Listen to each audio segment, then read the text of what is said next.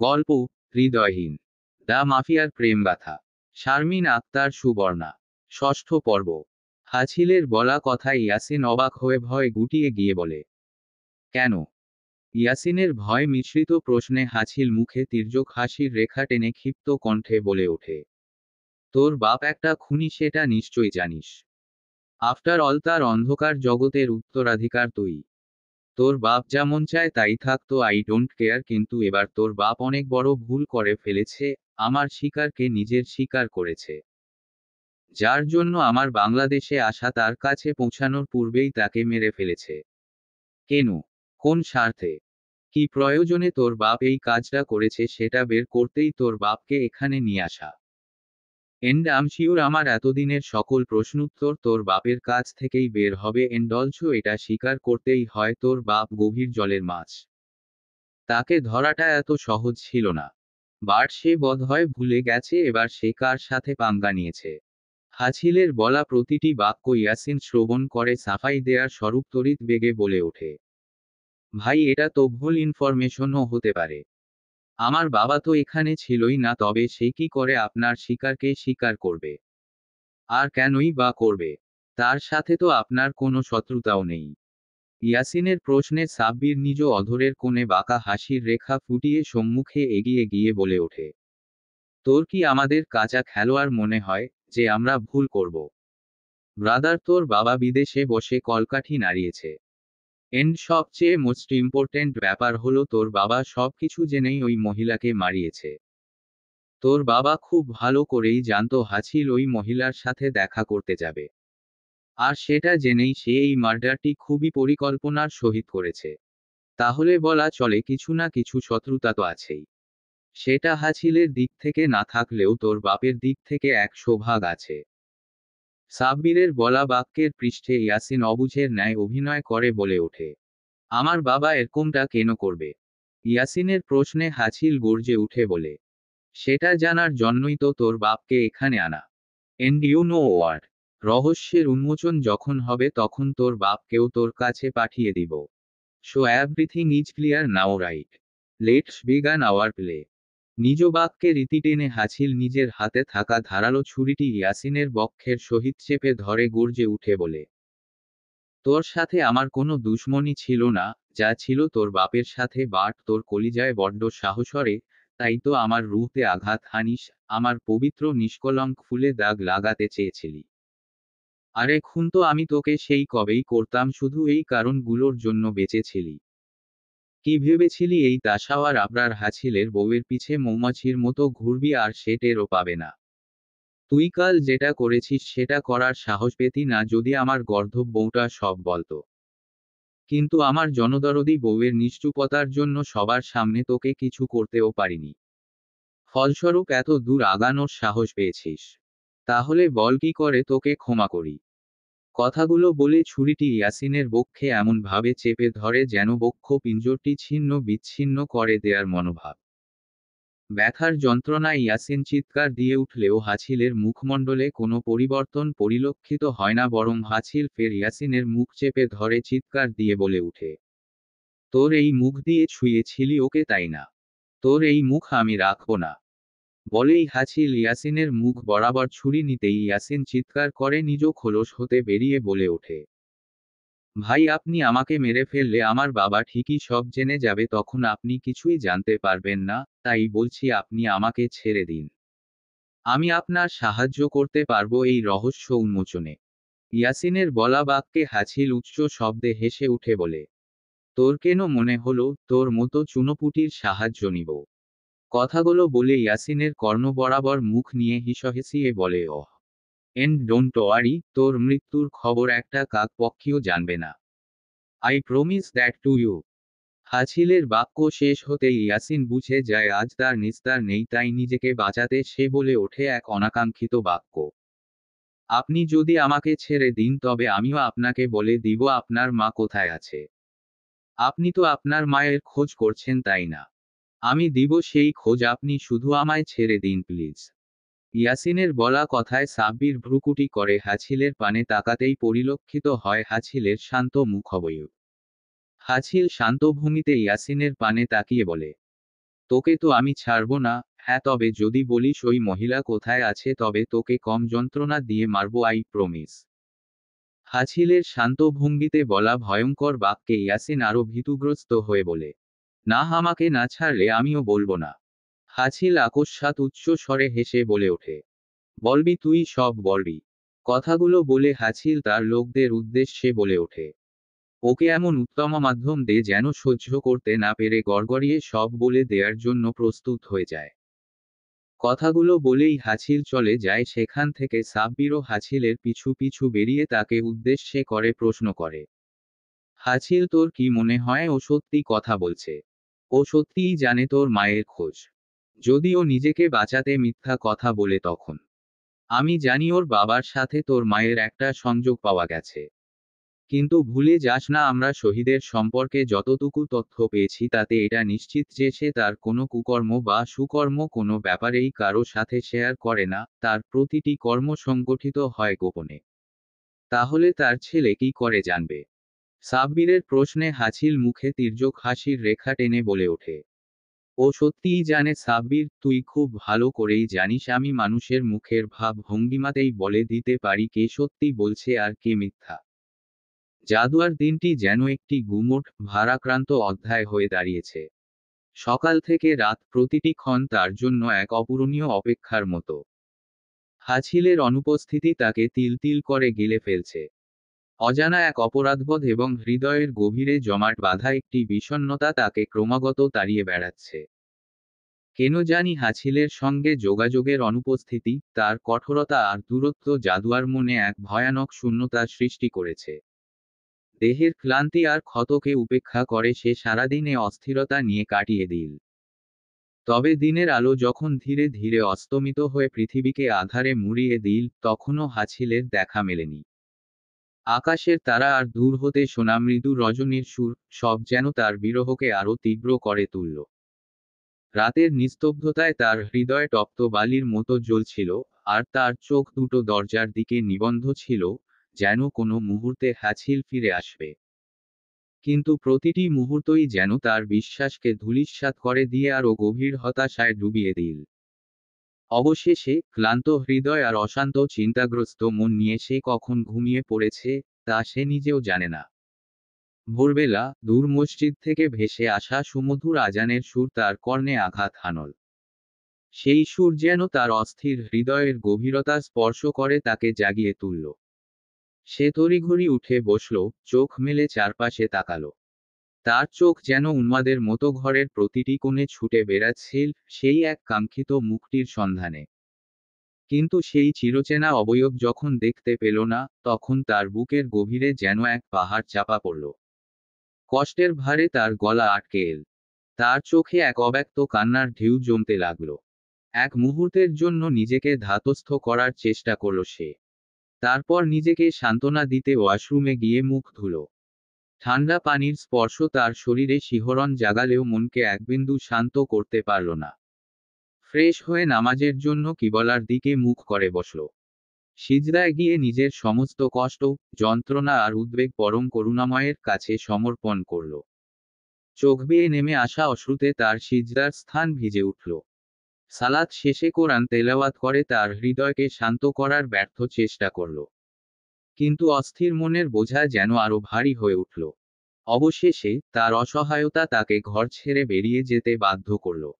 সে সোজা চলে গেল সুলতানা খানের কক্ষে। সেখানে গিয়ে অশ্রুসিক্ত কণ্ঠে বলল, নানুমণি, উনি কাল রাতেও বাসায় আসেননি। তুমি প্লিজ আরেকবার ফোন করো। তাকে বলো আমি আর কোনো দিন তার কাছ থেকে কিছু লুকাব না। আমি সব বলবো, তার প্রতিটি প্রশ্নের উত্তর দেব। জাদুয়ার কণ্ঠের আকুলতা শুনে সুলতানা খানের হৃদয় মমতায় পূর্ণ হয়ে উঠল। তিনি কষ্টে জড়িয়ে থাকা মেয়েটিকে নিজের কাছে টেনে নিলেন। মমতার হাত বুলিয়ে বললেন, আচ্ছা সোনা, আমি ফোন দিচ্ছি। তুই একটু শান্ত হ। তবে মনের গভীরে তিনি নিজেই চিন্তায় মগ্ন হয়ে নিজ মনে আওড়ালেন, তুই হাছিলকে মন থেকে আপন করে নিয়েছিস, এটাই তো আমি চেয়েছিলাম। হাছিলের প্রতি তোর মনের গহীনে প্রচণ্ড ভালোবাসার বিকাশ ঘটেছে।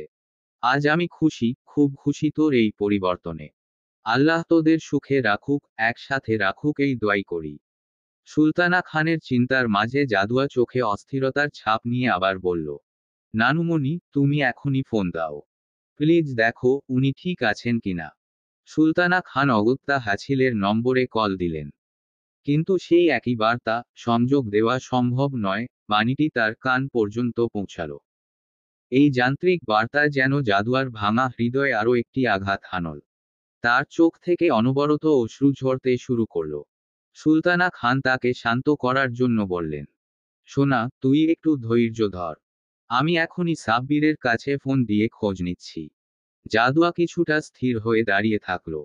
সাব্বির ফোন রিসিভ করতেই জাদুয়া দ্রুত হাত বাড়িয়ে ফোনটি কেড়ে নিল। ভাইয়া, আপনার ভাই কোথায়? উনি কেমন আছেন? উনি কেন বাড়ি আসছেন না? তাকে বলুন প্লিজ বাড়ি আসতে। আমি আর কখনো তার কোনো প্রশ্নে চুপ করে থাকব না। আপনি ওনাকে বলুন প্লিজ। সাব্বির জাদুয়ার আকুলতায় মর্মাহত হলেও শান্ত স্বরে বলল, ভাবি, চিন্তা করো না। হাছিল ঠিক আছে। ওর রাগ কমলে ও নিজেই বাড়ি ফিরে যাবে। আর এখনো ওর নিজের ফ্ল্যাটে আছে। এই কথাগুলো শুনে জাদুয়া কিছুটা আশ্বস্ত হলেও তার মনে এক ধরনের শূন্যতা থেকেই গেল। তার অপেক্ষা যেন আরও দীর্ঘায়িত হল। ধরণী নিজের তেজস্ক্রিয়তা ক্ষীণ করে এক অনিশ্চিত অন্ধকারের গভীরে ডুব দিতে প্রস্তুত। গোধূলি লগ্নের অন্তিম প্রহরে প্রকৃতি এক বিষণ্ণ নিস্তব্ধতায় মোড়ানো। এমন রহস্যময় আবহে আধমৃত অবস্থায় মাটিতে লুটিয়ে থাকা ইয়াসিনকে কেন্দ্র করে এক ভীষণ দৃশ্যের অবতারণা। তার সামনে দাঁড়িয়ে হাছিলের চোখে জলে প্রতিশোধের অগ্নি, আর তার কণ্ঠে তীক্ষ্ণ হুকুম। বল, কথায় সে। তোর নীরবতা যত দীর্ঘ হবে, ততই তোর উপর জুলুমের নির্মমতা বাড়বে। সময় ফুরিয়ে আসছে। দ্রুত বলে ফেল ওই মহিলা কথায়। ইয়াসিন নিস্তব্ধ। তার ঠোঁট বন্ধ, মুখে কোনো শব্দ নেই। সে যেন নিজের নির্বতাকে এক দুর্ভেদ্য প্রাচীর বানিয়ে হাছিলের ক্রোধকে উপেক্ষা করছে। এই অটল নির্লিপ্ততা হাছিলের ধৈর্যের সীমা ভেদ করে। তার চোখ রক্তিম, কণ্ঠ জ্বলে ওঠে বলে, জুলুম বাড়াও। ওর নীরবতার প্রতিফল পেতে হবে। হুকুম মতো অত্যাচারের তীব্রতা চরমে পৌঁছায়। ইয়াসিনের যন্ত্রণাম আর্তনাদ ধরনীর স্তব্ধতায় যেন এক মর্মভেদী সুর হয়ে বেজে ওঠে। ব্যথার তীরতায় তার দেহ শিথিল হয়ে আসে, কিন্তু তার ঠোঁটের পাষাণ নির্বতা ভাঙে না। তীব্র অত্যাচারের ধাক্কায় অবশেষে ইয়াসিন অতি মৃদু স্বরে কিছু বলার চেষ্টা করে। তার শব্দ এত নিস্তেজ যে কারো কর্ণে পৌঁছায় না। হাছিল ধীর পায়ে তার দিকে এগিয়ে আসে। নিজের কর্ণ ঝুঁকিয়ে ধরে তার মৃদু কণ্ঠ শুনতে। তখনই ইয়াসিনের ঠোঁটের কোণ থেকে ভেসে আসে এক বিভীষিকাম বাক্য, যা হাছিলের সমগ্র অস্তিত্বকে স্তব্ধ করে দেয়। তাকে আর খুঁজে পাবে না। সে পাড়ি দিয়েছে এমন অন্ধকারে, যেখানে আলো প্রবেশ করতে অক্ষম। কথাটি বলে হাছিলের কর্ণ বরাবর মুখ নিয়ে হিসহিসিয়ে কিছু বলে ওঠে। ওই নির্মম সত্য উচ্চারণ করেই ইয়াসিনের মুখে এক রহস্যময় হাসি ফুটে ওঠে। মুহূর্তেই তার দেহ সম্পূর্ণ অচেতন হয়ে মাটিতে লুটিয়ে পড়ে। হাছিল সেই ভয়ানক বাক্য শোনার পর যেন বজ্রাহত। তার দৃঢ় ব্যক্তিত্বের অভ্যন্তরেও এক অজানা শঙ্কা তীব্রভাবে দোল খেতে থাকে। এক পা পিছিয়ে গিয়ে সে স্তম্ভিত দৃষ্টিতে ইয়াসিনের দিকে তাকিয়ে থাকে। তার চোখের গভীরে ক্রোধ, হতাশা, আর এক অজ্ঞাত ভয়ের ছায়া একসঙ্গে ঘনীভূত হয়। হাছিলের এমন পরিবর্তন দেখে সাব্বির দৌড়ে তার কাছে এসে বলে, হাছিল, কি হয়েছে? ও এমন কি বলল, যে তুই এমন হয়ে রয়েছিস?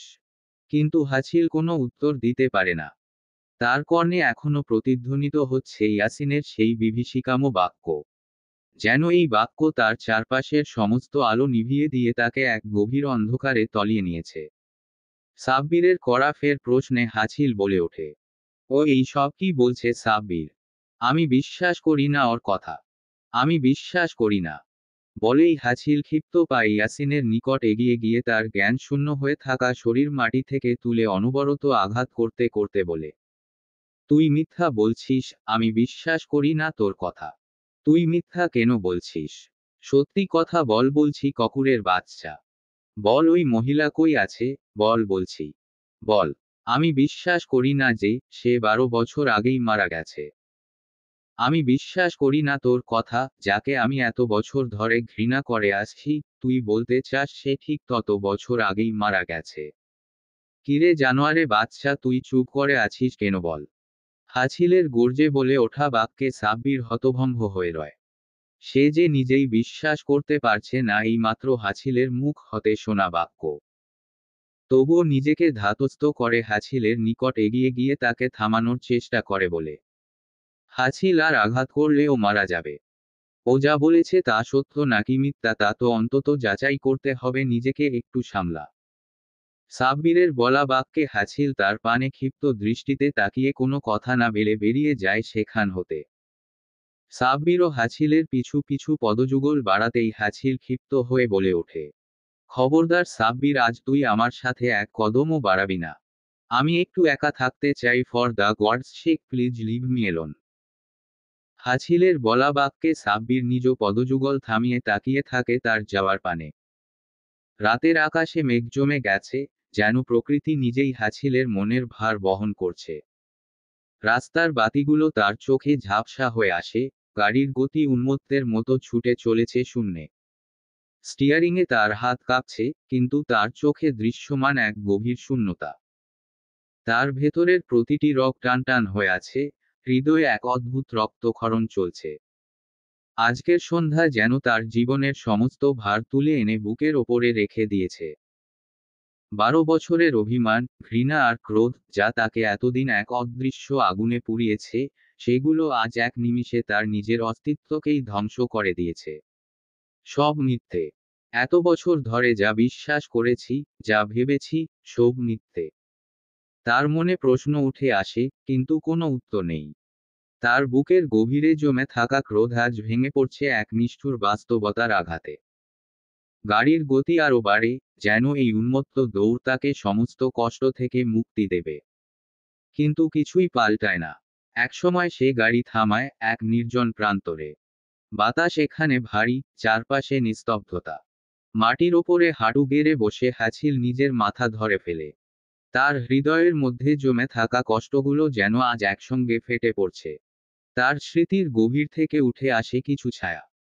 চোখের সামনে ভেসে ওঠে মুখ, অভিযোগহীন, মৃদু। হাছিলের কণ্ঠে কোনো শব্দ নেই, শুধু তার নিঃশ্বাস ভারী হয়ে ওঠে। তার মনে একটাই প্রশ্ন তীব্র হয়ে বাজে, কেন? এতদিন কেন আমি বুঝলাম না। সে চিৎকার করতে চায়, কিন্তু গলা বুজে আসে। তার নিজের হাতের মুঠি এত শক্ত করে বন্ধ হয়ে যায় যে রক্ত জমে আসে। মাটির ওপরে বসে, মাথা নিচু করে সে চেয়ে থাকে, যেন সেই মাটিই তাকে উত্তর দেবে। কিন্তু উত্তর আসে না। আসে শুধু আরও গভীর একাকিত্ব, আরও বেশি কষ্ট। হাছিল জানে, এই যন্ত্রণা চিরস্থায়ী। কোনো কিছুই তাকে মুক্তি দেবে না। শুধু এই অন্ধকার রাত আর নির্জন বাতাস তাকে সাক্ষী করে রেখে যাবে, তার ভেতরের তাণ্ডবকে চাপা দেওয়ার জন্য। সময় অতিবাহিত হয়েছে অনেক, রাত্রির অন্ধকার আরও গভীর হয়ে আসে, যেন পৃথিবী এক অগাধ নৈশচেতনায় নিমজ্জিত। বাতাসে এক বিষণ্ণ শীতলতা, যা হাছিলের অন্তরাত্মাকে আরও গভীরভাবে আঁকড়ে ধরে। তার চোখের পলক পড়ছে না, মনে একটাই দুর্বোধ্য যন্ত্রণা। নিজের সমস্ত ভেতরকার ভাঙন আর অভিশাপ একসঙ্গে উথলে ওঠে। আজ তার জীবন যেন একটি দীর্ঘ সংকটের মধ্যে ঢুকে পড়েছে, আর সে নিজেকে সেই সংকটে হারিয়ে ফেলেছে। তখনই, সেই অভ্যন্তরীণ শূন্যতার মাঝে, হাছিলের মনে ভেসে আসে এক মায়াবী মুখ। যার চোখে এক অদ্ভুত মৃদু জ্যোতি, যেন চারপাশের অন্ধকারেও আলো ছড়িয়ে দেয়। তার মুখে যেন এক নিরীহ হাসি। ওই মুখের স্মৃতি হাছিলের মনে এমনভাবে ঢেউ তোলে, যেন সমস্ত পৃথিবী থমকে যায়। হঠাৎই জাদুয়া নামটি তার ঠোঁট থেকে ফিসফিস করে বেরিয়ে আসে, এক অস্বস্তিকর গভীরতা নিয়ে। তার অশান্ত মন, যে এতক্ষণ নিজের ভেতরকার জ্বালা আর যন্ত্রণায় বিধ্বস্ত হয়েছিল, তা হঠাৎই এক অদ্ভুত শক্তি খুঁজে পায়। মনে হয় এই মুহূর্তে জাদুয়ার উপস্থিতি তাকে কিছুটা শান্তি দিতে পারে, তার অস্বস্তিকর, অশান্ত দেয়াল ভাঙতে পারে। তৎক্ষণাৎ হাছিলের পা যেন নিজে থেকেই চলতে শুরু করে। তড়িৎ বেগে গাড়িতে উঠে বসে। তার মনের মধ্যে শঙ্খনাদ তোলার মতো এক অস্পষ্ট বাসনা, যেন সে এখন এক অদৃশ্য ছন্দে চলে যাচ্ছে, জাদুয়ার দিকে। তার সমস্ত কষ্ট, সমস্ত ক্ষোভ, সমস্ত বিতৃষ্ণা একদিকে সরে গিয়ে, তার অস্তিত্বে কেবল একটি আবেদন জন্ম নেয়, জাদুয়ার কাছে পৌঁছাতে হবে। সে নিজের অশান্ত মনকে শান্ত করার জন্য তার কাছে ছুটে যায়। যেন সেই মায়ামো মুখের উপস্থিতি তাকে জীবনের সমস্ত বেদনাকে তুচ্ছ করে দিতে পারে। নিজ অন্তর্দহনে দগ্ধ হৃদয়ে হাছিল দ্রুতগতিতে চলে আসে সুলতানা ভিলায়। নিজস্ব গাড়ি হতে নেমে এলোমেলো পদচারণায় এগিয়ে যায় নিজ কক্ষের দিকে। অন্তরের বিক্ষুব্ধ ঢেউ অস্থির চিন্তা যেন প্রতিটি পদক্ষেপে তাকে আরো ভারাক্রান্ত করে তুলছিল। এগোতে এগোতে সে ভাবে, এখন এই গভীর রাতে নিশ্চয়ই গভীর ঘুমে আচ্ছন্ন মগ্ন জাদুয়া। আচ্ছা, আমার অনুপস্থিতিতে সে কি একবারও আমাকে মনে করেছে? নাকি সেদিনের লাঞ্ছনায় অপমানিত অবস্থায় জর্জরিত হয়ে আমার দূরত্বেই শান্তি খুঁজে পেয়েছে? এই দহনশীল জ্বালামো ভাবনায় নিমগ্ন হাছিল পৌঁছে গেল নিজ কক্ষের সামনে। কিছুক্ষণ নীরব দাঁড়িয়ে রইল দরজার সামনে, যেন নিজেকে প্রবেশের জন্য প্রস্তুত করতে চাইছিল। অবশেষে মৃদু পায়ে প্রবেশ করল ভেতরে। বিছানার দিকে দৃষ্টি পড়তেই মুহূর্তেই বুঝল, সেখানে জাদুয়ার কোনো চিহ্ন নেই। হঠাৎই নিজ মনে প্রশ্ন করে উঠল, এত রাতে জাদুয়া কোথায়? চোখের দৃষ্টিতে অস্থিরতা স্পষ্ট। চারপাশে তাকিয়ে খুঁজতে খুঁজতে তার দৃষ্টি নিবন্ধ হলো কক্ষের এক কোণে। জায়নামাজে স্থির হয়ে বসে থাকা এক ছায়ামূর্তিতে।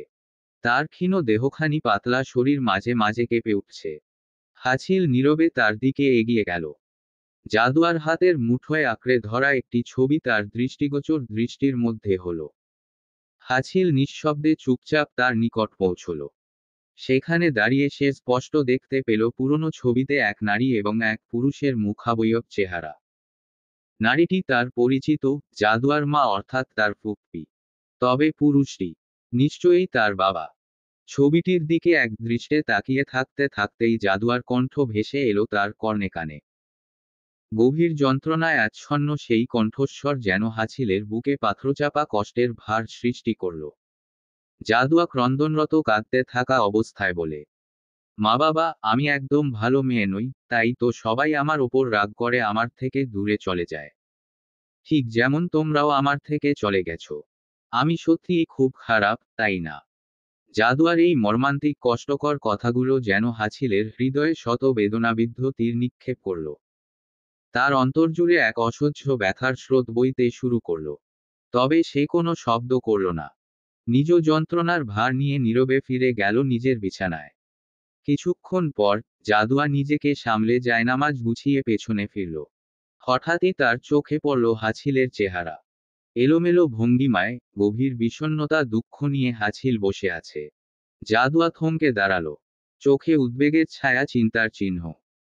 তাদের মাঝখানে গড়ে উঠল এক অমোঘ নীরবতার প্রাচীর, অপরিহার্য চুপ থাকার অবস্থা, যার এক প্রান্তে ছিল জাদুয়ার ব্যথাতুর হৃদয় আর অন্য প্রান্তে হাছিলের অপরাধবোধে দীর্ণ মন, নিজের দোষে কষ্ট পাওয়া মন। জাদুয়া নিজের স্থবিরতা কাটিয়ে তীব্র আকুলতায় ছুটে গিয়ে হাছিলের বক্ষমন্দিরে আছড়ে পড়ল। এই মুহূর্তে তার অন্তরের সমস্ত বেদনা, অব্যক্ত কান্না এবং দগ্ধ হৃদয়ের আকুতি মিলেমিশে এক ভয়ঙ্কর প্রবাহের রূপ নিল। হাছিলের শক্তপোক্ত শরীরের স্পর্শে যেন সে সমস্ত জগৎ থেকে বিচ্ছিন্ন হয়ে গেল, সেই অমলিন আলিঙ্গনে ডুবে গিয়ে চুপিসারে তার দুঃখগাথা উপহার দিল। অন্যদিকে হাছিলের হৃদয় এতক্ষণ ধরে যে অস্থিরতায় দগ্ধ হচ্ছিল, তা যেন হঠাৎই প্রশান্তির শীতল স্পর্শ পেল। জাদুয়ার এই অনন্য আত্মসমর্পণ যেন তার রক্তক্ষরণ হওয়া হৃদয়ে এক পশলা শান্তির বৃষ্টি হয়ে নেমে এল। জাদুয়া শক্ত করে তার পিঠের শার্ট মুঠো করে ধরল, আর নিজের মুখ গুজে দিল হাছিলের বুকের গভীরতায়। তার কণ্ঠস্বর বেদনাহত ও কাঁপা কাঁপা, যেন ঝড়ের আগে নিস্তব্ধতার মতো গম্ভীর শোনাল। সেই গভীর স্বরে জাদুয়া বলল, প্লিজ, আপনি এভাবে আর কখনো আমাকে ছেড়ে চলে যাবেন না। আমি ওয়াদা করছি, আপনার কাছ থেকে আর কিছুই লুকাবো না, কখনোই না।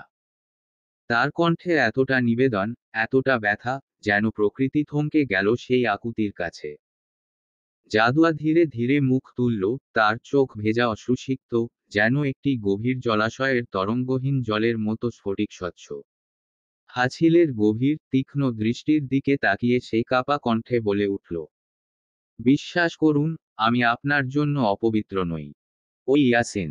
কিন্তু বাক্য শেষ হবার আগেই হাছিল তার অধরে নিজের তর্জনী রেখে গভীর গম্ভীর স্বরে ফিসফিসিয়ে বলল, শীষ, আর কখনো অন্য কোনো পুরুষের নাম তোমার মুখ থেকে শুনতে চাই না।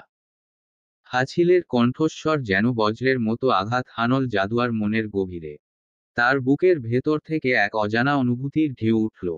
সে কি হাছিলের কথার অর্থ বুঝল, নাকি সেই তীব্র অনুভূতির কাছে কেবল আত্মসমর্পণ করল? তার আকুল চোখ এবার হাছিলের বিবর্ণ মুখের দিকে নিবদ্ধ হল।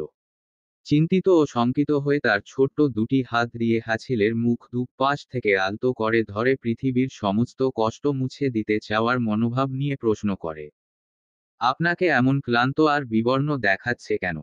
কি হয়েছে? কিছু খেয়েছেন? জাদুয়ার কণ্ঠে এমন উদ্বেগ যেন প্রতিটি শব্দ হাছিলের বুকে তীর হয়ে বিঁধল। হাছিল একটুও তাড়াহুড়ো না করে মাথা নেড়ে জানালো, না, কিছু খাইনি। তৎক্ষণাৎ জাদুয়া এক মুহূর্তও দেরি করল না। নিজের ভাবনার গভীরে ডুব দিয়ে হাছিলকে কিছু না বলেই ছুটে বেরিয়ে যায় নিজ কক্ষ হতে। তার প্রস্থান যেন হাছিলকে এক মুহূর্তের জন্য হতচকিত করে দিল। কিন্তু কিছুক্ষণ পরেই জাদুয়া ফিরে এল, খাবারের প্লেট হাতে। এত দ্রুতগতিতে সে কোথায় গিয়েছিল তা হাছিল প্রথমে বুঝে উঠতে না পারলেও তার হাতের প্লেটটি দেখে কিছুটা ঠাহর করতে পারল সে। ফলশ্রুতিতে তার অভিব্যক্তিতে ধরা পড়ল গভীর বিস্ময়। জাদুয়া প্লেটটি হাছিলের সামনে ধরে মৃদু কিন্তু দৃঢ়স্বরে বলল, তাড়াতাড়ি খেয়ে নিন। আপনি এভাবে না খেয়ে থাকলে তো শরীর আরো খারাপ হবে। জাদুয়ার অস্থিরতায় হাছিল শান্ত অথচ গাম্ভীর্য মিশ্রিত স্বরে বলল, আমি খাবো না। কেন? খেতে ইচ্ছে করছে না। হাছিলের প্রতিক্রিয়ায় জাদুয়া একটুও অবাক হল না, বরং ওয়াশরুম থেকে হাত ধুয়ে ফিরে এল। দায়িত্বপূর্ণ অর্ধাঙ্গিনীর মতো ভাতের লোকমা তুলে এনে হাছিলের মুখের সামনে ধরল। হাছিল বিস্ময়ে চোখ বড় বড় করে চেয়ে রইল তার দিকে। জাদুয়া সেই গভীর দৃষ্টি অগ্রাহ্য করে দৃঢ়তার সঙ্গে বলল, আমি জানি আপনি অন্য কারো হাতে কিছু খান না, কিন্তু আজ একটু কষ্ট করে আমার হাতে খান প্লিজ। খাবারটা খেলে আপনার শরীর ভালো লাগবে, ক্লান্তি কিছুটা হলেও দূর হবে। এই দৃঢ়তার কাছে যেন হাছিল হার মানল। সে কোনো প্রতিবাদ না করে লোকমাটি নিজের মুখে তুলে নিল। জাদুয়ার ছোট্ট আঙুলের স্পর্শ হাছিলের ঠোঁটে এসে লাগতেই জাদুয়ার সারা শরীর বিদ্যুতায়িত হয়ে উঠল। সে চোখ নামিয়ে ঠায় দাঁড়িয়ে থেকে অস্থিরভাবে নিজেকে সামলাতে চেষ্টা করল। জাদুয়ার এহেন অস্থিরতার মাঝে হাছিল নিজ অধরে প্রশান্তির হাসি লুকিয়ে বলে ওঠে, কি হলো? এভাবে নিশ্চুপ হয়ে গেলে কেন? খাওয়াবে না? হাছিলের মৃদু অথচ গভীর প্রশ্নে জাদুয়ার হৃদয়ের শিহরণ যেন আরো তীব্র হল। সে নিজেকে সামলে আরও একটি লোকমা তুলে ধরল। এভাবেই একের পর এক লোকমা তুলে দিল, আর হাছিল নির্বাক দৃষ্টিতে জাদুয়ার মুখের প্রতিটি অভিব্যক্তি গ্রাস করল। এই মুহূর্ত যেন দুটি অব্যক্ত হৃদয়ের জন্য সমস্ত পৃথিবীকে থামিয়ে দিয়েছে বলে পরিলক্ষিত হল। হাছিলকে খাওয়ানো শেষে জাদুয়া নিজের কোমল হাতে পানি ঢেলে ধুতে ধুতে হাছিলের মুখপানে তাকিয়ে থাকে। একটি অভিব্যক্তি ভাসে তার চোখে, সংকোচ আর মৃদু টানাপোড়েনের। সে ধীরে ধীরে এগিয়ে এসে হাছিলের ওষ্ঠ মোছার জন্য উদ্যত হয়। কিন্তু তার হাত থেমে যায় মাঝপথে। কেন জানি হাছিলের শক্ত ওষ্ঠ আর নিজের মসৃণ হাতের সম্ভাব্য সংস্পর্শ তাকে দিশাহীন করে তোলে। এবং তার শরীর জুড়ে এক অদ্ভুত শিহরণ বয়ে যায়। হাছিল বুঝতে পারে জাদুয়ার সংকোচ, সে তার সংকোচ ভেদ করে তার নরম হাতটি নিজের হাতে তুলে নেয়। জাদুয়ার নরম হাতটি হাছিলের নিজের শক্ত, খসখসে হাতে আচ্ছাদিত হয়ে যায়। হাছিলের চোখে এক অভেদ্য যা ভেদ করা যায় না মায়া, যা তার কঠোরতাকে এক লহমায় মুছে দেয়। সে ধীরে ধীরে জাদুয়ার হাত নিজের ঠোঁটের কাছে নিয়ে সযত্নে মুছে নেয় নিজের ওষ্ঠ। জাদুয়ার স্নিগ্ধ শরীর মুহূর্তেই থরথর করে কেঁপে ওঠে। এরপর কোনো সতর্কবার্তা ছাড়াই হাছিল উঠে দাঁড়িয়ে তার বাহুর বল প্রয়োগে জাদুয়াকে তুলে নেয় কোলে। তার এহেন আচরণে জাদুয়ার সারা দেহে বিস্ময়রবাক স্রোত বয়ে যায়। চোখ বড় হয়ে ওঠে, ভয় ততক্ষণাৎ সে হাছিলের গলা আঁকড়ে ধরে ভীতুগ্রস্ত কণ্ঠে বলে, কি করছেন? আমাকে এভাবে কোলে কেন তুলে নিয়েছেন? প্লিজ আমাকে ছাড়ুন। কিন্তু হাছিল নির্বাক। তার চোখে যেন এক অনিবার্য প্রত্যয়। কোনো কথার প্রয়োজন সে অনুভব করে না। ধীরে ধীরে সে জাদুয়াকে বিছানায় শুইয়ে দেয়। জাদুয়ার দেহটিকে মখমলের মতো সাবধানে রেখে হাছিল নিজে নত হয়ে শুয়ে নিজ মাথাটি আলতো করে জাদুয়ার বক্ষের উপর রেখে শক্তভাবে আলিঙ্গন করে নেয় তাকে। এই একান্ত মুহূর্ত যেন সময়কে স্তব্ধ থামিয়ে করে দেয়। হাছিলের দীর্ঘশ্বাস ভেসে আসে, যেন সে তার সমস্ত ক্লান্তি, সমস্ত ব্যথা এই মুহূর্তে উগরে ঢেলে দিতে চায়।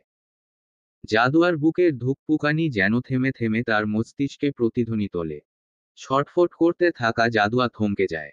তার সমস্ত শক্তি যেন হারিয়ে যায় হাছিলের অনুরাগী আবেদনে। ছটফটিয়ে কিছু বলার পূর্বেই হাছিল জাদুয়ার হাতটি ধরে নিজের মাথায় রেখে ফিসফিসিয়ে বলে ওঠে, জাদুয়া, প্লিজ কোনো কথা বলো না। শুধু আমার মাথায় একটু হাত বুলিয়ে দাও। আমি একটু শান্তিতে ঘুমোতে চাই। প্লিজ, জাদুয়া, আমার অশান্ত বুকে একটু শান্তির পরশ এঁকে দাও। এই আকুতিতে জাদুয়ার অন্তর্গত জগৎ কেঁপে ওঠে। কঠোর পুরুষের এই কোমল আহ্বান যেন তাকে অভিভূত করে। তার বক্ষপিঞ্জরে জমে থাকা অনুভূতির বাষ্প ও সুর রূপে প্রকাশ পেতে চায়। সে ধীরে ধীরে নিজের হাত দিয়ে হাছিলের চুল বুলিয়ে দেয়। তার স্পর্শে হাছিলের দেহে প্রশান্তির স্রোত বয়ে যায়। ফলশ্রুতিতে বন্ধ করে নেয় নিজ নেত্রযুগল। এই মুহূর্তে জাদুয়ার সমস্ত সত্তা যেন হাছিলের উষ্ণ নিঃশ্বাসের সঙ্গে জড়িয়ে যায়। হাছিলের নিঃশ্বাস তার ঘাড়ে এসে পড়তে থাকে, তার দেহের প্রতিটি রন্ধ্রে যেন শিহরণ সৃষ্টি করে। এই নৈকটের কাছের প্রতিটি মুহূর্ত তাকে আরো গভীরে টেনে নিয়ে যায়। হাছিলের শক্ত হাতের আলিঙ্গন যেন এক অদৃশ্য দেয়ালের মতো তাকে ঘিরে ফেলে। তার দেহের উষ্ণতা, তার দীর্ঘশ্বাস, তার চুলে জাদুয়ার হাতের মৃদু পরশ, সবকিছু মিলিয়ে যেন এক অন্তহীন অনুভূতির রসধারা সৃষ্টি করে। সময় থেমে যায়। হৃদয় ছুঁয়ে যায়। দুজনের সত্তা একে অপরের মাঝে মিশে যায়, যেন তারা এই মুহূর্তের বাইরে কিছুই জানে না। এহেন অবাধ্য অনুভূতিতে দুজোড়া নেত্র নিঃশব্দে, অবচেতনতার অন্ধকারে একে একে পাড়ি জমায় নিদ্রার রহস্যময়ী রাজ্যে, যেখানে স্নিগ্ধতায় আচ্ছন্ন সকল ভাবনা মুছে যায়, এবং মনে হয় যেন এক অন্য পৃথিবীতে, যেখানে দুঃস্বপ্নের কোন স্থান নেই। জাদুয়া ও হাছিলের নিঃশব্দ ঘুমন্ত দেহ দুটি যেন নিভৃত কক্ষের নির্বতাকে এক স্বপ্নালু ভারে পূর্ণ করে তুলেছে। তাদের দীর্ঘ নিঃশ্বাসের সঙ্গীত কক্ষের গুমোট নিস্তব্ধতায় এক তীব্র প্রশান্তির মূর্ছনা জাগিয়েছে। জাদুয়ার কোমল বক্ষের মন্দিরে হাছিল যেন তার জীবনের সমস্ত অস্থিরতা ভুলে নিজেকে সমর্পণ করেছে। এক অশান্ত হৃদয় তার প্রিয়তমার বক্ষে ঠিক কতটা প্রশান্তিতে আছে, তার প্রমাণ মিলে নিস্তব্ধতায় ঘিরে থাকা নিভৃত কক্ষ জুড়ে দুজোড়া স্বপ্নালু দেহের ক্রমাগত ভারী নিঃশ্বাস ওঠা নামার দরুন। সময় ফুরিয়েছে অনেক, হঠাৎই চক্ষু মেলে চায় হাছিল। নিজেকে তার প্রিয় মানুষের বক্ষ মন্দির হতে উঠিয়ে গভীর অমানিসায় আবছা আলোয় দৃষ্টি তাক করে তার স্নিগ্ধ পবিত্র প্রেয়সীর ঘুমন্ত মুখবয়বে। কি অপরূপ, কি পবিত্র সেই দৃশ্য! যেন এক স্বর্গীয় অনুভূতির স্পর্শ তার অন্তরাত্মাকে ছুঁয়ে যাচ্ছে। তার হৃদয়ের গভীরে এক অনির্বচনীয় টান বেজে ওঠে। সে ওই মুখশ্রীর দিকে তাকিয়ে যুগ যুগ পার করে দিতে পারবে কোনো প্রকার অনীহা ছাড়াই। কি করে এই মেয়েটি তার অস্তিত্বকে এমনভাবে আচ্ছন্ন করেছে, তা তার বোধগম্য নয়। সে শুধু জানে এই মেয়েকে ছাড়া তার এক মুহূর্তের জন্যেও নিঃশ্বাস নেয়া কষ্টসাধ্যই হয়ে উঠেছে। জাদুয়া নামক অদ্ভুত মায়াবিনী কন্যা এই হৃদয়হীন পুরুষের প্রাণভ্রমরা হয়ে উঠেছে, যার অনুপস্থিতি ওই কঠোর মানবটিকে নিঃশেষ করে দিতে পারে মুহূর্তেই। ওই ঘুমন্ত মুখশ্রীর দিকে তাকিয়ে আজ হাছিলের চিৎকার করে বলতে ইচ্ছে করে, হ্যাঁ, আসক্ত হয়েছি আমি এক নারীতে, গভীরভাবে আসক্ত হয়েছি, যেই আসক্তি হতে বের হওয়ার কোনো রাস্তা নেই। হ্যাঁ, হয়েছে পূরণ সেই মেয়েটির বদদোয়া। হয়েছে পূরণ তার বলা কথা, হয়েছে পূরণ সামান্য নারীর স্পর্শে কেঁপে ওঠার কথা। এই যে আমার সম্মুখে যেই নিদ্রাদের শেহজাদি নিশ্চিন্তে তার রাজ্যে বিচরণ করছে, সেই অবুঝ শেহজাদি এই হৃদয়হীন কঠোর পুরুষের একমাত্র দুর্বলতার কারণ হয়ে উঠেছে। তাই সকল বদদোয়া আমি মাথা পেতে গ্রহণ করলাম। কিন্তু তাকে না পাওয়ার বদদোয়া আমার মঞ্জুর নয়। প্রয়োজনে দয়াময় রবের নিকট আকুল আবেদন জানাবো এই নারীকে আখিরাত ও পরকালের জন্য এই তাসাওয়ার আবরার হাছিলের নামে করে দিতে। নিশ্চয়ই করুণাম রব অত্যন্ত দয়ালু এবং ক্ষমাশীল। বাণীগুলো আউড়িয়ে হাছিল মুগ্ধ নয়নে জাদুয়ার পানে তাকিয়ে ধীর গতিতে নিজ অধর এগিয়ে নেয় জাদুয়ার ললাট বরাবর। সেখানে নিজের অধরের গভীর স্পর্শ দিয়ে এগিয়ে যায় তার গালের নিকট, দুই আদলে নিজের অধরের স্পর্শ দিয়ে কাপা কাপা নেত্রে চেয়ে রয় জাদুয়ার সিক্ত ওষ্ঠ যুগলের পানে। কেমন শান্তপূর্ণ হৃদয় হঠাৎই অশান্ত রূপে নিজেকে রাঙিয়ে তোলে। নিজের শক্তপোক্ত পুরুষালী বক্ষে আনাগোনা শুরু হয় অবাধ্য ইচ্ছেগুলোর। তবুও সমস্ত অশান্ত আবেগকে বশে রেখে হাছিল জাদুয়াকে তার বালিশ থেকে তুলে নিজের শক্ত বক্ষে স্থাপন করে। সে শক্ত হাতে জাদুয়াকে আলিঙ্গন করে নেয়, যেন তার অস্তিত্বকে নিজের ভিতর গেঁথে রাখার মনোভাব। তারপর গভীর প্রশান্তি নিয়ে চোখ বন্ধ করে, যেন এই মুহূর্তটাই তার জীবনের পরম প্রাপ্তি। রাতের গাঢ় অন্ধকার ক্রমশ সরে গিয়ে পূর্বাকাশে একটি সোনালী রেখার আবির্ভাব ঘটেছে। প্রভাতের প্রথম আলোক স্পর্শ যেন ধীরে ধীরে প্রকৃতির আঙিনায় রঙের ছোঁয়া বুলিয়ে দিচ্ছে। দূরের মিনার থেকে ভেসে আসা আজানের সুর বাতাসে মিশে গেছে, যেন সমগ্র সৃষ্টির সৃষ্টিকর্তার প্রতি বিনীত আহ্বানে নিমগ্ন। জাদুয়া চোখ মেলে, ধীরে ধীরে আবছা ঘরটি স্পষ্ট হয়। তার দেহ হাছিলের শক্ত অথচ প্রশান্ত বক্ষে নিবিড়ভাবে জড়িয়ে রয়েছে। তার মাথা আলতো করে রাখা হাছিলের বুকের ওপর, আর হাছিলের এক হাত তার কটিদেশ জড়িয়ে রেখেছে, যেন তাকে রক্ষা করার প্রতিজ্ঞা। সেই বন্ধনে এক অলিখিত প্রতিশ্রুতি, এক গভীর নির্ভরতাবোধ, যা কেবল এই কঠোর পুরুষটি তাকে দিতে পারে। নিজেকে এভাবে হাছিলের আলিঙ্গনে আবদ্ধ দেখে প্রথমে জাদুয়ার বুকের ভেতর কেমন একটা অস্বস্তি জাগে। এমন অবাঞ্ছিত ঘনিষ্ঠতা তাকে লজ্জায় কাঁপিয়ে তোলে। সে নিজেকে সরিয়ে নিতে চায়, কিন্তু তখনই তার চোখ হাছিলের ঘুমন্ত মুখশ্রীর উপর স্থির হয়। হাছিল গভীর ঘুমে নিমগ্ন। তার মুখে প্রশান্তির ছাপ, কিন্তু সেই শান্তির গভীরে যেন লুকিয়ে আছে এক অপরিচিত ক্লান্তি। এ যেন এক চিত্রকারের নিখুঁত চিত্রকর্ম। এ এমন এক চিত্র যার পানে তাকালে জাদুয়ার ছোট্ট হৃৎপিণ্ডটা থমকে যায় বারংবার, তার প্রতিটি শ্বাস যেন এক নিঃশব্দ সঙ্গীত। জাদুয়ার দৃষ্টির আড়ালে হারিয়ে যায় সময়। তার চোখে জল আসে, মনে প্রশ্নের আবির্ভাব ঘটে, কেন এই মানুষটি এতটা নিঃসঙ্গ? কেন তার হাসি এত লুকায়িত?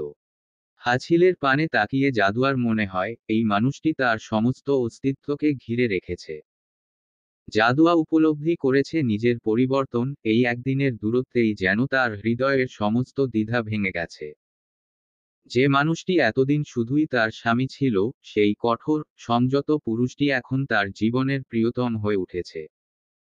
হৃদয়ের অন্তঃস্থল থেকে উঠে আসা এক অনির্বচনীয় ভালোবাসা তাকে আচ্ছন্ন করে রেখেছে। এই অনুভূতি কোনো দায় বা কর্তব্যবোধের সীমাবদ্ধতায় আটকে নেই। বরং এটি যেন গভীরতর এক টান, যা তাকে অজান্তেই হাছিলের প্রতি আরও নিবিড়ভাবে আকর্ষিত করেছে। জাদুয়া অবুঝ নয়। তাই নিজের হৃদয়ে জেগে ওঠা এই অনুরাগকে সে খুব সহজেই বুঝতে পেরেছে। হাছিলের প্রতি জন্ম নেওয়া এই ভালোবাসা কোনো একদিনের আবেগ নয়, এটি তার আত্মার গভীর থেকে উঠে আসা এক স্বর্গীয় অনুভূতি। তার কাছে হাছিল আর শুধুই স্বামী নয়, তিনি এখন তার জীবনের অবিচ্ছেদ্য অংশ, এক অনন্ত নির্ভরতার প্রতীক। তাই এখন এই মানুষটি ছাড়া তার আর কিছুই প্রয়োজন নেই। জাদুয়া নিজ ভাবনা থেকে নিজেকে মুক্ত করে, ধীরে ধীরে নিজেকে ছাড়িয়ে নেয় হাছিলের আলিঙ্গন হতে। উঠে দাঁড়াতেই জানালার ফাঁক দিয়ে আসা শীতল বাতাস তার চুলের গোছায় হালকা দোলা দেয়। সে অজু করতে যায়, সালাতের জন্য প্রস্তুতি নেয়। প্রতিটি পানির ফোঁটা তার আত্মাকে শীতল করে। সিজদায় গিয়ে সে নিজেকে সম্পূর্ণরূপে সৃষ্টিকর্তার কাছে সমর্পণ করে। তার প্রতিটি দোয়ায় মিশে থাকে হাছিলের নাম। সালাত শেষ করে জাদুয়া বিছানার দিকে তাকাতেই তার হৃদয় আচমকা শূন্যতায় ভরে ওঠে। হাছিল নেই। তবে কি সে আবার চলে গেছে? হঠাৎই কেমন সূক্ষ্ম ব্যথা অনুভূত হয় নিজ বক্ষে। নিজেকে ধাতস্থ করে। মনের ভার সামলে জাদুয়া বারান্দার দিকে এগোয়। সেখানে পৌঁছাতেই দৃষ্টিতে পরিলক্ষিত হয় তার কাঙ্ক্ষিত পুরুষটিকে। হাছিল বসে আছে, তার শরীর গম্ভীর, মুখ গভীর চিন্তায় ডুবে আছে। সে আকাশের দিকে তাকিয়ে রয়েছে, যেন সেই বিস্তৃত নীলিমায় নিজের ভেতরের যন্ত্রণার প্রতিচ্ছবি খুঁজে বের করতে চাইছে। জাদুয়া ধীরে ধীরে তার পাশে গিয়ে দাঁড়ায়। কিছুক্ষণ নীরব থেকে সুরা পাঠ করে। তার সুরেলা কণ্ঠের প্রতিটি শব্দ যেন বাতাসে মিশে গিয়ে হাছিলের মনের অশান্ত ঢেউগুলোকে থামিয়ে দেয়। সুরা শেষে জাদুয়া মাথায় ফু দেয়, হাছিল চোখ বন্ধ করে নেয়, মুখে তখনও বিষণ্ণতার ছাপ। কিন্তু তার গভীর নিঃশ্বাসে বোঝা যায়, জাদুয়ার এই স্নেহময় আচরণ তাকে এক ধরনের শান্তি এনে দিয়েছে। হাছিলের বিষণ্ণতায় ঘেরা মুখের পানে চেয়ে নীরবে দাঁড়িয়ে রয় জাদুয়া। সে জানে এই পুরুষটি তার কোনো প্রশ্নের উত্তর দিবে না, তবুও নিজেকে না দমিয়ে কাঁপা কাঁপা কণ্ঠে প্রশ্ন করে ওঠে। কি হয়েছে আপনার? হাছিল নিরুত্তর। তার চোখ তখনও আকাশের দিকে স্থির। যেন সেই বিশাল নীলিমায় সে এমন কোনো উত্তর খুঁজছে, যা পৃথিবী তাকে দিতে অক্ষম। জাদুয়া তার নির্বতাকে বুঝতে পারে।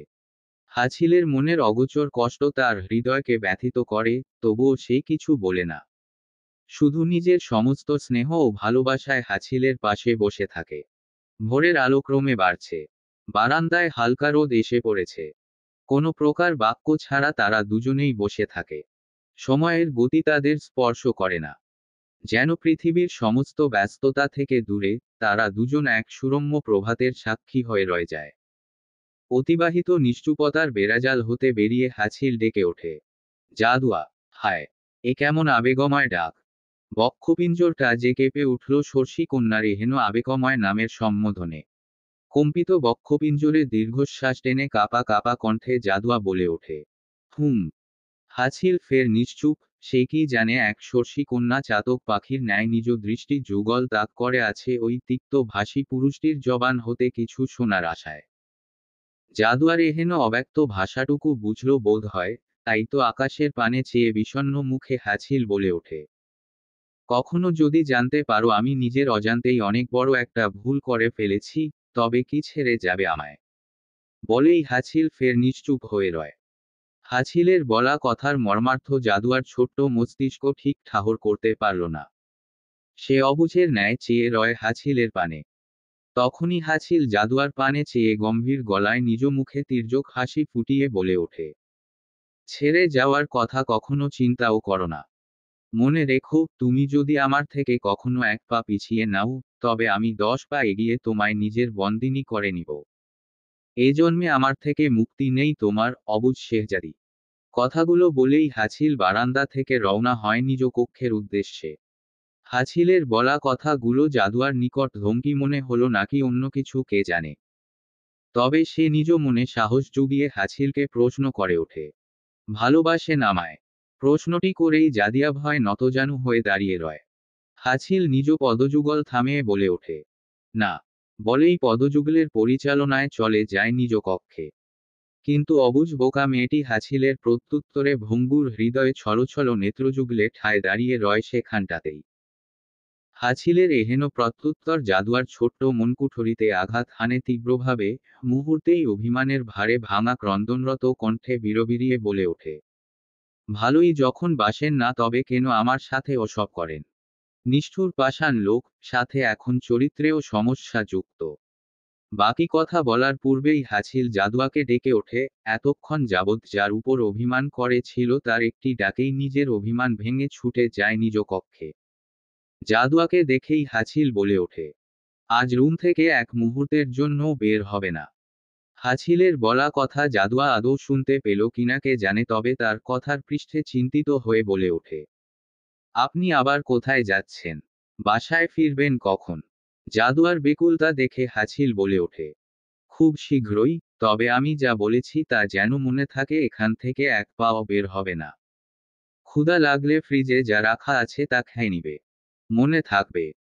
হাছিলের আজ এভাবে বলা কথাগুলোর দরুন কেন জানি খুব অদ্ভুত অনুভূত হচ্ছে জাদুয়ার নিকট, তবুও হাছিলের নিষেধাজ্ঞা মেনে সায় জানায় সে এখান থেকে বের হবে না বলে। নিস্তব্ধতায় আচ্ছন্ন, জানালাহীন এক ঘোলাটে আলোয় মোড়ানো কক্ষটি যেন মৃত্যুর নিঃশ্বাসে ভারী হয়ে উঠেছে। মেঝের উপর পড়ে রয়েছে ইয়াসিনের নিথর দেহ, যা সময়ের মতো স্থির অথচ অশুভতার ভারে নত। হঠাৎই হাছিল বিদ্যুৎগতিতে উঠে দাঁড়ায়, চোখে অশুভ আগুনের ছটা। তার বিক্ষুব্ধ পদচারণা কক্ষের গুমোট পরিবেশকে আরো শ্বাসরুদ্ধকর করে তোলে। কিছু না বলে সেখান থেকে বেরিয়ে যায় হাছিল, তার গতিতে যেন মৃত্যু নিজে ছুটছে। পিছু পিছু ছায়ার মতো সাব্বিরও এগিয়ে যায়, কারণ সে জানে আজ এমন কিছু ঘটতে চলেছে যা কেবল ভয়ঙ্কর নয়, অশ্রুতপূর্ব এক ত্রাসের স্রোত বয়ে আনবে। ঝড়ের তাণ্ডবের মতোই হাছিলের গাড়ি এসে থামে সুলতানা ভিলার সম্মুখে। সামনের গেট খুলে যেতেই সে প্রবল ক্রোধে, আগ্নেয়গিরির লাভার মতো উদ্গীরণ হতে হতে ভারী পায়ে প্রবেশ করে ভিলার ভেতর। তার মুখে ছিল অগ্নিস্ফুলিঙ্গ ছড়ানো দৃষ্টির ছায়া। পেছনে পেছনে সাব্বিরও এসে তার সাথে আনা গার্ডদের বাইরে রেখে দ্রুত তাকে অনুসরণ করে। হলরুমে প্রবেশ করতেই হাছিলের চোখে পড়ে মারিয়াম বেগম আর শহীদ হোসেনের নির্লজ্জ হাসির দৃশ্য। মুহূর্তেই তার রাগে ফেটে পড়া হৃদয়কে আর সামলানো যায় না। তার পা যেন মাটিতে বিদ্যুৎ হয়ে আঘাত করে এগিয়ে যায় শহীদ হোসেনের দিকে। কোনো ভূমিকা ছাড়াই হাছিল এক ঝটকায় শহীদকে টেনে তোলে আর তার রাগের সমস্ত শক্তি দিয়ে পেটাতে শুরু করে। ঘর ভরে যায় আঘাতের শব্দে। সবার দৃষ্টি স্তব্ধ হয়ে আটকে যায় সেই দৃশ্যে। তখনই সুলতানা খান ছুটে এসে উচ্চস্বরে বলে ওঠেন, হাছিল, এটা কি করছিস তুই? মেহমানের সাথে এমন আচরণ কেমন করে করিস?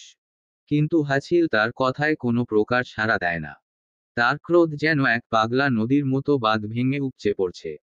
শহীদকে তার হাতের মুঠোয় আটকে রেখে একের পর এক আঘাতে ভেঙে দিচ্ছে তার প্রতিরোধের শক্তি। সুলতানা খান কিংকর্তব্যবিমূঢ় হয়ে দ্রুত তার ছেলেদের ফোন করে পরিস্থিতি সামলানোর জন্য ভিলায় ফেরার নির্দেশ দেন।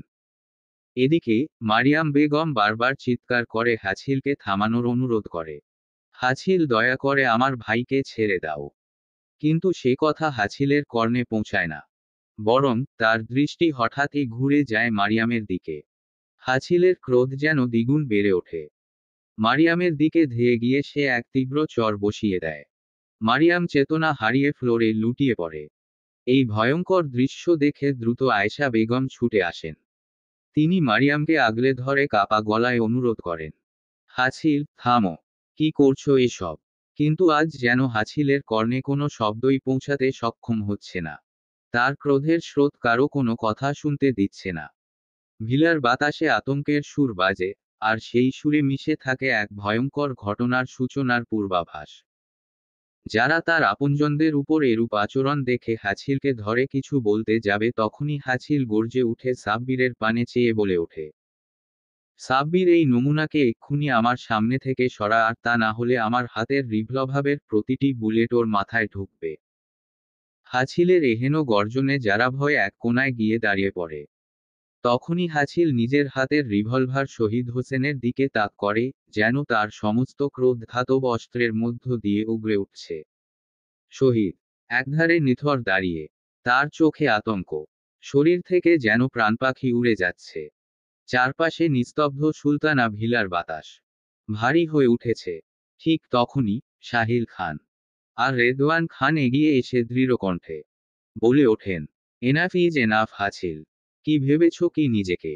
এভাবে কোনো কারণ ছাড়া তুমি কি করে কাউকে আঘাত করতে পারো? সাহিলের কণ্ঠে ধমক থাকলেও তার দৃষ্টি জিজ্ঞাসামূলক। কিন্তু হাছিল থামার মানুষ নয়। সে রাগে জ্বলন্ত চোখে তাদের দিকে তাকিয়ে, যেন আগ্নেয়গিরি বিস্ফোরণের আগে মুহূর্ত গুনছে। তার গর্জন পুরো ঘরকে কাঁপিয়ে দেয়। আমার মায়ের খুনিকে মারতে অন্য কোনো কারণের প্রয়োজন আছে বলে আমি মনে করি না। এই বাক্যের প্রতিধ্বনি যেন সুলতানা ভিলার দেয়ালে দেয়ালে ছড়িয়ে পড়ে। ঘরের ভেতর বাতাসের তীব্রতা এতটাই বাড়ে যে কারো শ্বাস নিতে কষ্ট হচ্ছিল। উপস্থিত সবাই যেন স্থবির হয়ে যায়। তাদের চোখে অবিশ্বাস। এত বড় সত্য, এত নির্মম অভিযোগ, কেউ যেন নিজের কানকে বিশ্বাস করতে পারছে না। সাহিল খান কিছুটা থতমত খেয়ে কাঁপা গলায় বলে উঠলেন, তুমি কি বলছো? মেরে ফেলেছে মানে? এসবের মানে কি? এই প্রশ্ন যেন এক নতুন বিস্ফোরণ ঘটায়। হাছিলের চোখের ছলছল অশ্রু, যা এতক্ষণ রাগের পেছনে লুকিয়ে ছিল, এবার বেরিয়ে আসতে চায়। তার কণ্ঠ গাঢ়, ভারী এবং ব্যথা ছেয়ে যায়। সে এক পা এগিয়ে দাঁড়িয়ে তীক্ষ্ণ দৃষ্টি নিয়ে বলে ওঠে, মিসেস মারিয়াম বেগম, অর্থাৎ আপনার স্ত্রী এবং তার ভাই শহীদ হোসেন, আপনার প্রাক্তন স্ত্রী অর্থাৎ আমার মাকে আজ থেকে 12 বছর আগেই মেরে ফেলেছে। যাকে আপনারা তার কথিত প্রেমিকের সাথে পালিয়ে যাওয়ার কথা বলেছিলেন, তাকে আপনারই স্ত্রী তার ভাইয়ের সাথে মিলে খুন করেছে। হাছিলের বলা কথাগুলো যেন বাজের মতো আঘাত করে। উপস্থিত প্রত্যেকের মুখ পাথরের মতো শক্ত হয়ে যায়। কেউই কিছু বলতে পারে না। মেঝেতে পড়ে থাকা অজ্ঞান মারিয়াম বেগম ধীরে ধীরে চেতনা ফিরে পায়। এতক্ষণ যাবৎ ঘটে যাওয়া ঘটনাগুলোর দরুন তার মুখে আতঙ্কের ছাপ গভীর হয়, সত্য প্রকাশিত হয়ে গেছে দেখে কিন্তু তবু সে শেষ চেষ্টা করে। উঠে দাঁড়িয়ে কেঁপে কেঁপে সাহিল খানের দিকে এগিয়ে গিয়ে বলে, আপনি ওর কথা বিশ্বাস করবেন না। হাছিল আমাকে পছন্দ করে না, তাই মিথ্যা কথা বলছে। আমি এমন কিছু করিনি। কিন্তু তার কথা শেষ হওয়ার আগেই সাহিল খান বজ্রপাতে আহত বটবৃক্ষের মতো চরম ক্রোধে জ্বলে ওঠেন। তিনি মারিয়াম বেগমের গালে একটি চর বসিয়ে দেন। তারপর তার গলা চেপে ধরে থরথর কাঁপতে কাঁপতে বলে ওঠেন, আমার ছেলে আর যাই হোক কখনো কোনো মিথ্যার আশ্রয় নেয় না নিজের কোনো কাজের জন্য। তার কণ্ঠ ভেঙে যায়, কিন্তু ক্রোধ তাতে কমে না।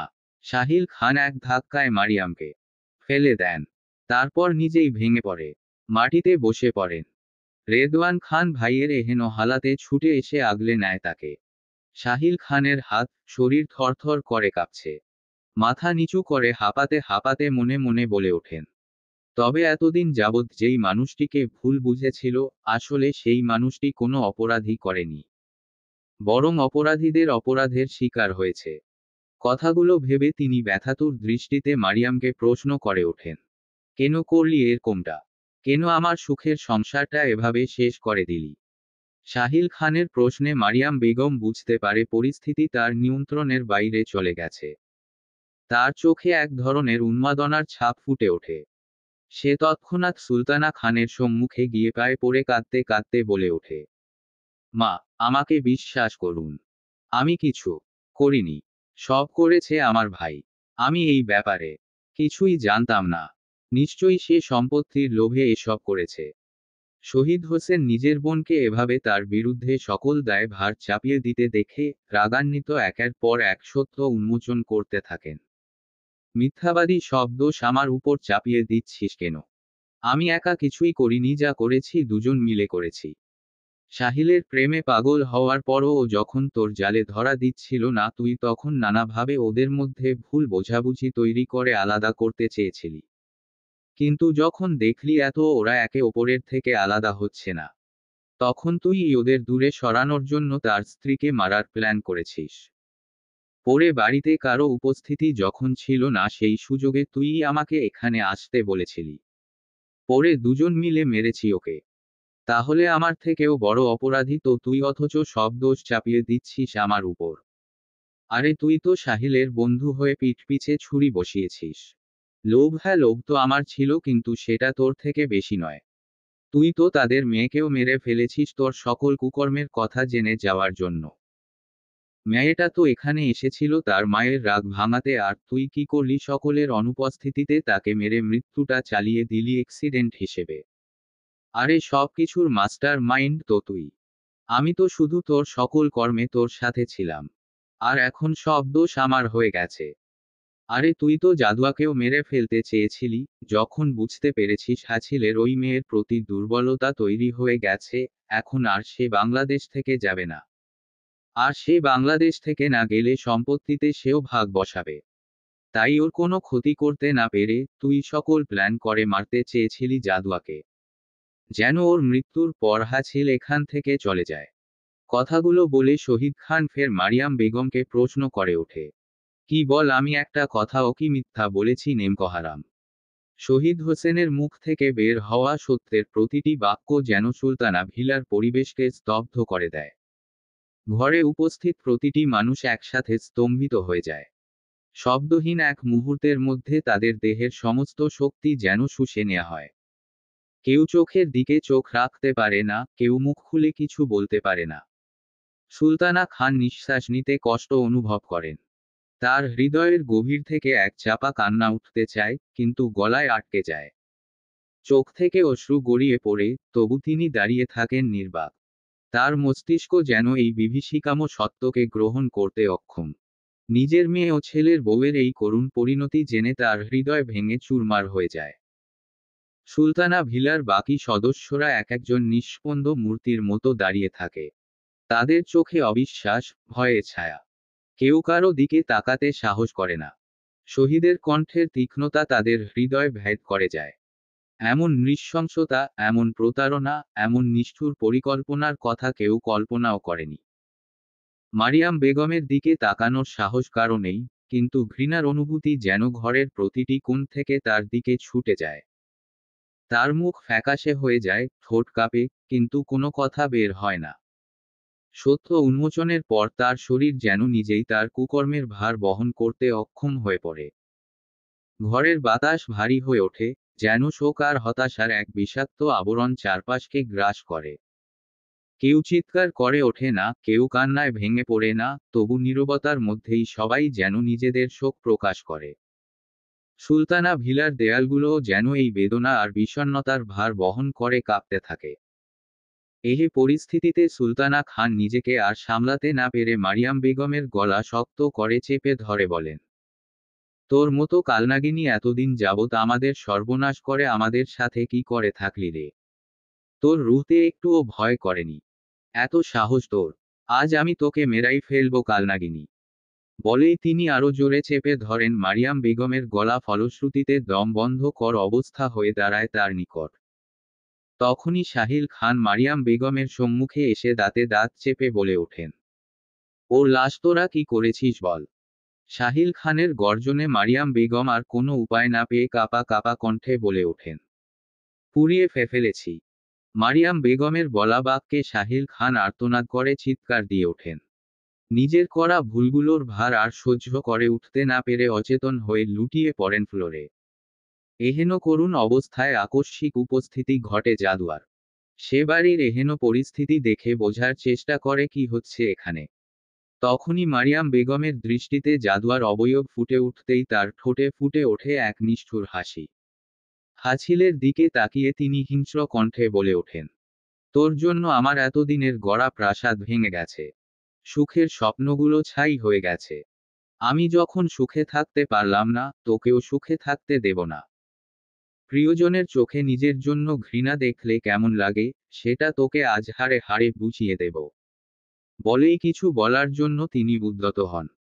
তার কথাগুলো যেন বিষাক্ত তীরের মতো ছুঁড়ে দেওয়া হলো। সুলতানা খান দারুণ উত্তেজনায় জাদুয়ার দিকে তাকিয়ে কিছু বলতে উদ্যত হলেন।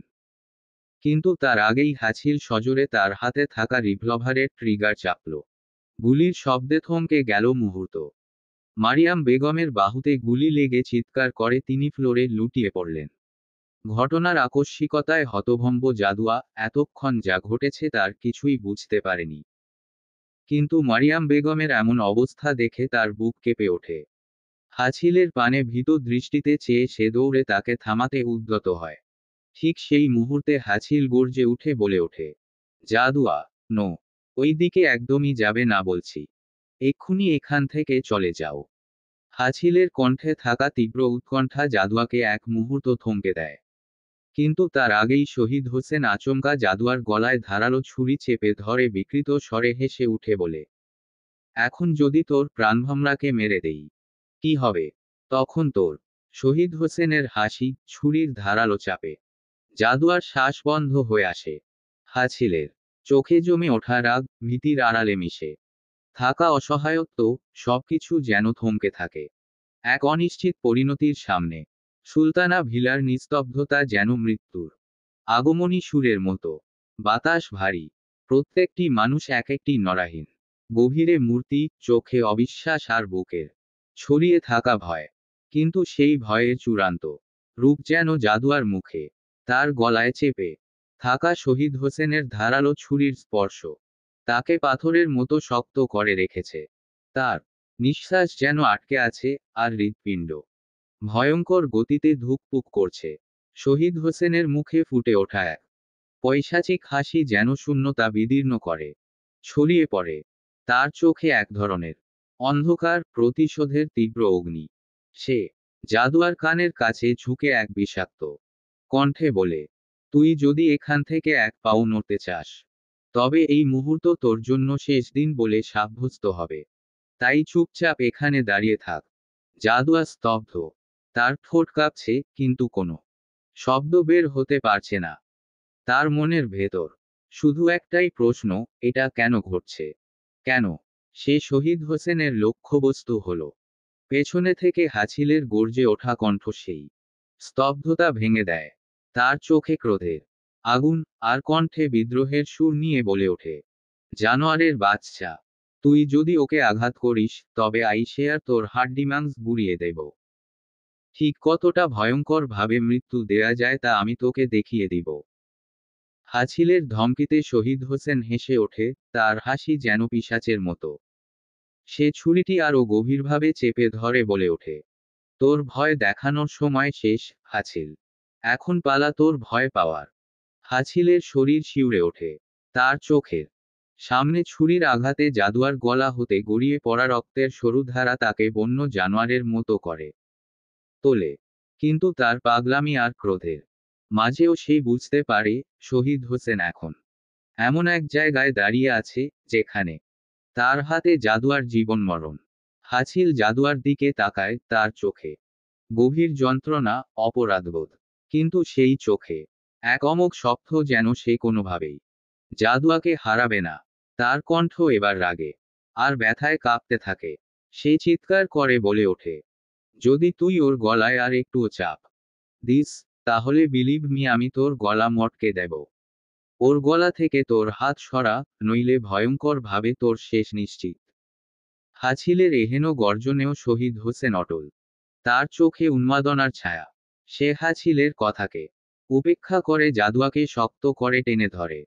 তার হাসিতে আর কথায় তীব্র তাচ্ছিল্য ঝরে পড়ে।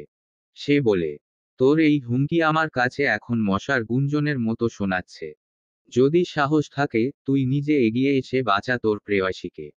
দেখি কেমন সাহস আছে তোর। এতক্ষণে জাদুয়ার চোখে জল গড়িয়ে পড়ে। তার শ্বাস প্রশ্বাস ভারী হয়ে ওঠে। সে চিৎকার করতে চায়, কিন্তু গলার ছুরির ভার তাকে স্তব্ধ করে রাখে। ঠিক তখনই শহীদ হোসেন জাদুয়াকে ছুরিসহ টেনে নিয়ে বাইরে বেরিয়ে যায়। হাছিল দেখবেদিক শূন্য হয়ে দৌড়ে তাদের পিছু নেয়, কিন্তু শহীদ হোসেন ভিলার গেটের সামনে এসেই থেমে যায়। কারণ তার সম্মুখে দাঁড়িয়ে আছে হাছিলের গার্ড। গার্ডরা তাকে থামানোর চেষ্টা করলে শহীদ হোসেন আরো শক্ত করে ছুরি চেপে ধরে জাদুয়ার গলায়। ফলশ্রুতিতে ব্যথায় আহ বলে কুকড়ে ওঠে জাদুয়া। তখনই হাছিল তীব্র গর্জে ওঠে, গার্ডদের উদ্দেশ্যে বলে ওঠে, কেউ এক পা এগোলে আমি তার হাত পা ভেঙে ফেলবো। আমি চাই না জাদুয়ার কোনো ক্ষতি হোক। So stay away from her. গার্ডরা থমকে যায়। হাছিলের চোখে ফুটে ওঠা পাগলাটে ক্রোধ তাদের সাহস ভেঙে দেয়। শহীদ হোসেন এই সুযোগ কাজে লাগিয়ে জাদুয়াকে নিয়ে গাড়ির ভেতর উঠে বসে। গাড়ির দরজা বন্ধ করার মুহূর্তে শহীদ হোসেন তাচ্ছিল্যের হাসি হেসে হাছিলের দিকে তাকিয়ে বিষাক্ত সুরে বলে, তোর জাদুয়া এখন আমার হাতে। সাহস থাকলে বাঁচিয়ে দেখা। যদি আমি মরি তবে তোর প্রাণ পাখিকে সাথে নিয়ে মরব। গোধূলির আভাস যেন হারিয়ে গিয়ে নিঃশব্দে আধারের অজানা ছায়া মেখে নেয়। শহীদ হোসেনের গাড়ি দপদপে হেডলাইট জ্বালিয়ে পাগলা ঘোড়ার মতো ছুটে চলেছে, নাম না জানা গন্তব্যে। চারদিকে নিস্তব্ধতা, কিন্তু সেই গাড়ির ইঞ্জিনের গর্জন যেন সুলতানা ভিলার সমস্ত শোকক্রোধকে বহন করে দূরে নিয়ে যাচ্ছে। হিতাহিত জ্ঞানশূন্য হয়ে পেছনে তীব্র গতিতে ধেয়ে আসছে হাছিল। তার গাড়ির ইঞ্জিনও যেন তার বুকের ভিতরে জ্বলতে থাকা প্রতিশোধ আর ক্রোধের প্রতিধ্বনি। সময় গড়িয়েছে অনেক। গাড়ি গন্তব্যহীনভাবে কোথায় এসে পৌঁছেছে তার বোধগম্য বোধ হয় কারণেই। হাছিলের চোখ দহনশীল অগ্নির মতো, শিরাগুলো উত্তেজনায় ফুলে উঠেছে।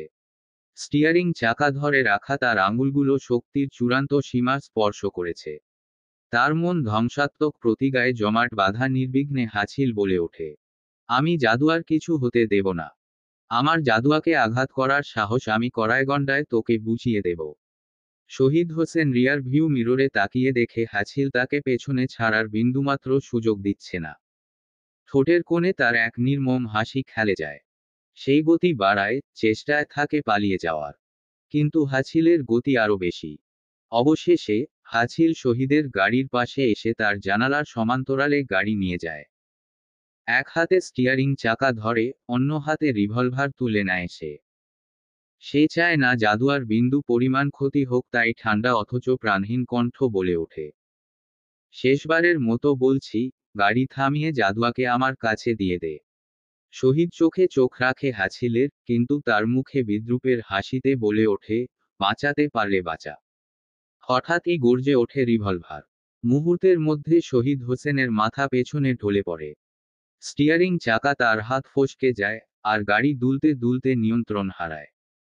ভীতু জাদুয়া শহীদ হোসেনের রক্তাক্ত মাথা দেখে ভয়ঙ্করভাবে চিৎকার দিয়ে ওঠে। তার চিৎকার রাত্রির নিস্তব্ধতা ভেদ করে হারিয়ে যায় বাতাসে। তার ভয়ভরা চোখ জ্বলজ্বল করছে, ঠোঁট ফাঁক হয়ে গিয়েও কোনো শব্দ বের হয় না। হাছিল দেখতে পায় জাদুয়ার গলা দিয়ে অল্প রক্ত গড়িয়ে পড়ছে। তার সমস্ত শরীর কাঁপতে থাকে। সে সমস্ত জোর দিয়ে বলে ওঠে, জাদুয়া, রিল্যাক্স, আমার দিকে তাকাও। জাদুয়া, লিসেন টু মি। কিন্তু জাদুয়া সাড়া দেয় না। তার শরীর নিস্তেজ। গাড়িটি তখনও দুলছে, কোনো চালকহীন ঘোড়ার মতো সামনে ছুটে চলেছে। দূর থেকে হাছিল দেখতে পায় সামনে গভীর খাদ। তার দৃষ্টিতে শঙ্কা, হৃদয়ে ভয়, কিন্তু কণ্ঠে অটল প্রতিজ্ঞার স্বর। না, আমি কিছুতেই তোমাকে হারাতে পারবো না। সে তার গাড়ি শহীদের গাড়ির ঠিক সামনে নিয়ে যায়। কিন্তু গাড়িটি থামে না। সময়ের হিসাব যেন স্তব্ধ হয়ে যায়। মুহূর্তগুলো ভারী, যেন প্রতিটা সেকেন্ড মৃত্যুর এক ধাপ কাছে নিয়ে আসছে।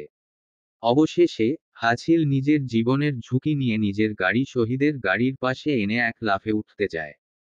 জানালার কাঁচ ধরে সে প্রাণপণে চিৎকার করে জাদুয়াকে বলে, জাদুয়া, ভয় পেও না। তাকাও আমার দিকে, দেখো আমি আছি তো। আমার হাতটা ধরো প্লিজ। কিন্তু জাদুয়া তখনও নির্বাক। হাছিল উৎকণ্ঠিত হয়। জাদুয়ার হাত ধরে টেনে নেয়।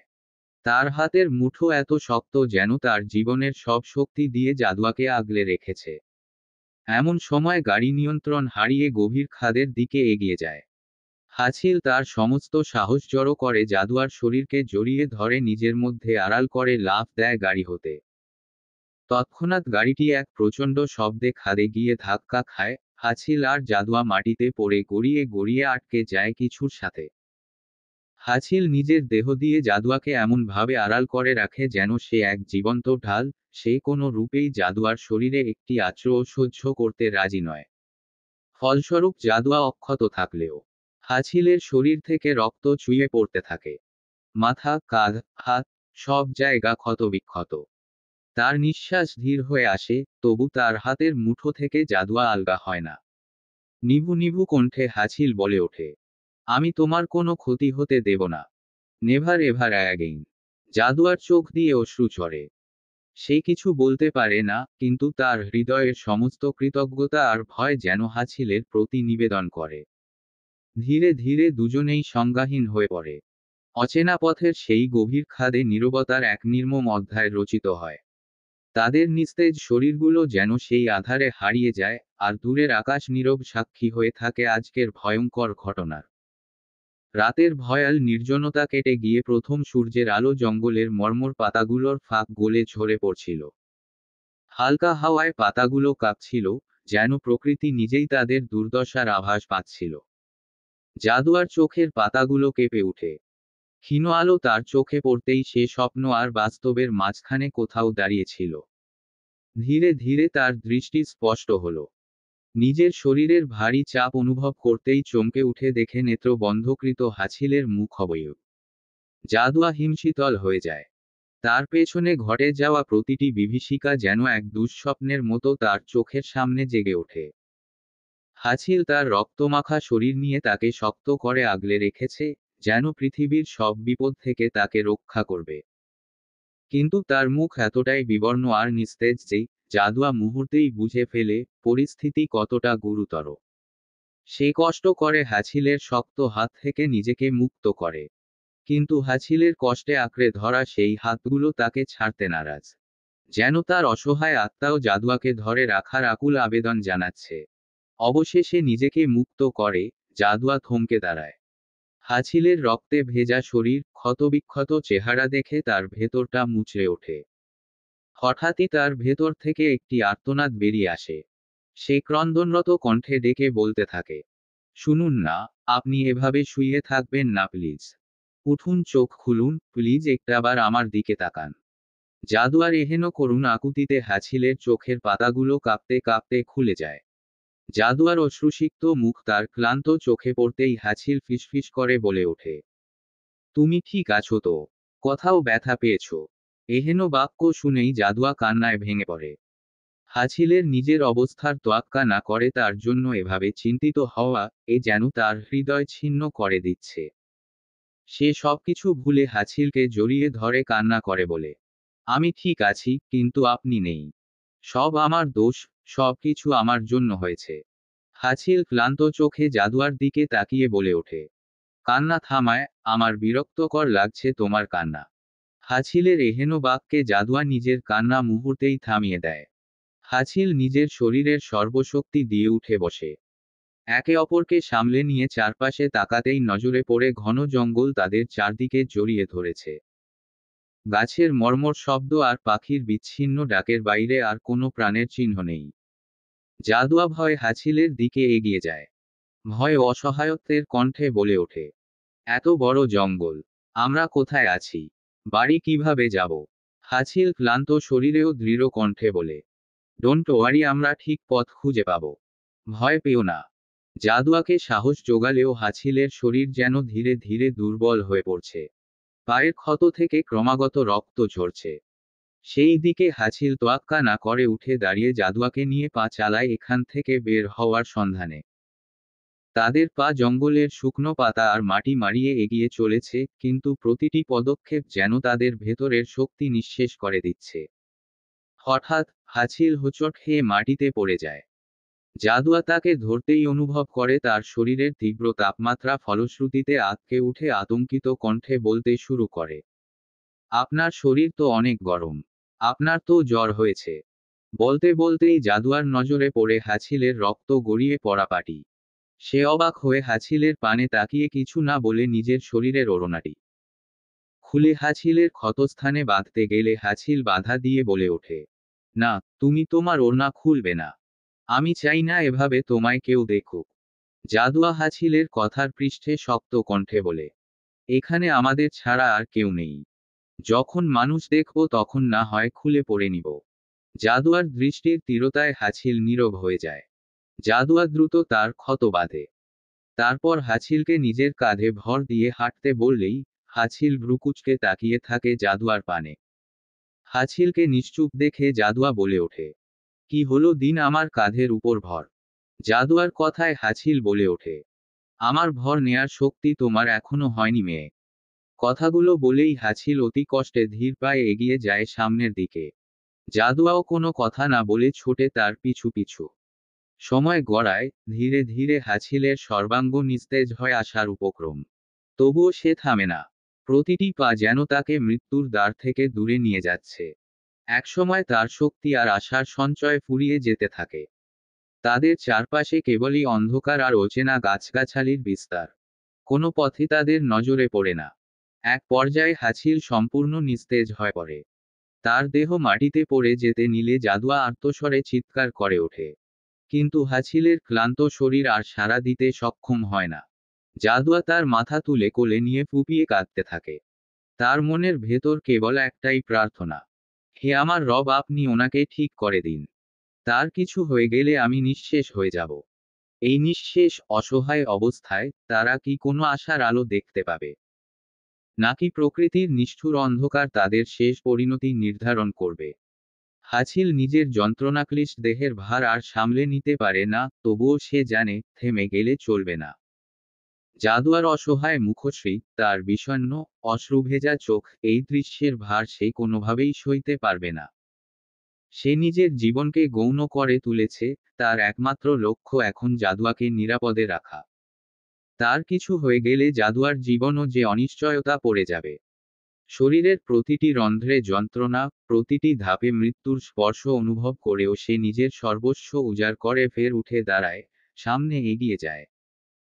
হাছিলের এহেন হালাতে এভাবে এগোতে দেখে জাদুয়া চিন্তিত হয়ে কান্না মিশ্রিত কণ্ঠে বারবার তাকে থামতে বলে, কিন্তু হাছিল নিজের ভেতরে এক অদম্য শক্তি খুঁজে পায়। কারণ সে জানে এই মুহূর্তে সে যদি হাল ছেড়ে দেয়, তাহলে জাদুয়ার জন্য তা বিপজ্জনক হয়ে দাঁড়াবে। পথ অন্ধকার হয়ে আসছে, প্রতিটি পা যেন এক একটি পাহাড় টপকানোর মতো কষ্টকর। জাদুয়া হাছিলকে আঁকড়ে ধরে যতটা পারে সাহায্য করার চেষ্টা করে, কিন্তু তার শক্তি হাছিলের দীর্ঘকায় দেহকে পুরোপুরি সামলানোর জন্য যথেষ্ট নয়। সেই সময় দূর থেকে হঠাৎই তারা পানির স্রোতের শব্দ শুনতে পায়। হাছিলের মনে এক ফিকে আশার আলো জাগে, এই নদী হয়তো তাদের পথ দেখাতে পারে। শরীর অবশ হয়ে আসলেও হাছিল নিজেকে বাধ্য করে চলতে। তার সামনে জাদুয়া, যার চোখে জ্বলজ্বল করছে আতঙ্ক আর অনিশ্চয়তা। হাছিলের পা বারবার থমকে যায়, শরীর ভারসাম্য হারায়, তবু সে থামে না। অবশেষে তারা নদীর কিনারে পৌঁছায়। পানি যেন গভীর রাতের নিস্তব্ধতাকে ছিঁড়ে প্রবাহিত হচ্ছে। হাছিল নদীর ধারে গিয়ে থমকে দাঁড়ায়, মাথা ঘুরতে থাকে। শরীর আর তাকে সাড়া দিচ্ছে না। তবুও সে নিজের অন্তিম শক্তি দিয়ে জাদুয়ার হাত শক্ত করে ধরে রাখে, যেন তাকে কেউ তার কাছ থেকে ছিনিয়ে না নেয়। ধীরে ধীরে তার পৃথিবী অন্ধকারে ঢেকে যায়। হাছিল অচেতন হয়ে পড়ে, জাদুয়ার বুক ধড়ফড় করে ওঠে। আর্তনাদ করে জাদুয়া হাছিলকে ডেকে ওঠে। আপনার কি হলো শুনুন না, উঠুন প্লিজ। আমার খুব ভয় করছে। উঠুন না প্লিজ। জাদুয়ার আর্তনাদে বাতাস ভারী হয়ে ওঠে, কিন্তু হাছিলের চোখ আর খুলে না। জাদুয়া পাগলের মতো তাকে নাড়া দেয়, তার গালে হাত বুলিয়ে চিৎকার করে কাঁদে। হঠাৎই তার চোখে পড়ে অদূরে একটা নরবরে কুঁড়েঘর। ভয়, আশা আর মরিয়া চেষ্টার মিশ্রণে জাদুয়া ছুটে যায় সেই কুঁড়েঘরের দিকে। তার দীঘল কালো লম্বা কেশগুচ্ছ বাতাসে উড়তে থাকে, পায়ে মাটির ধুলো, কিন্তু সে কিছুই অনুভব করে না। ঘরের কাছে পৌঁছে সে হাঁপাতে হাঁপাতে দরজায় কড়া নাড়ে।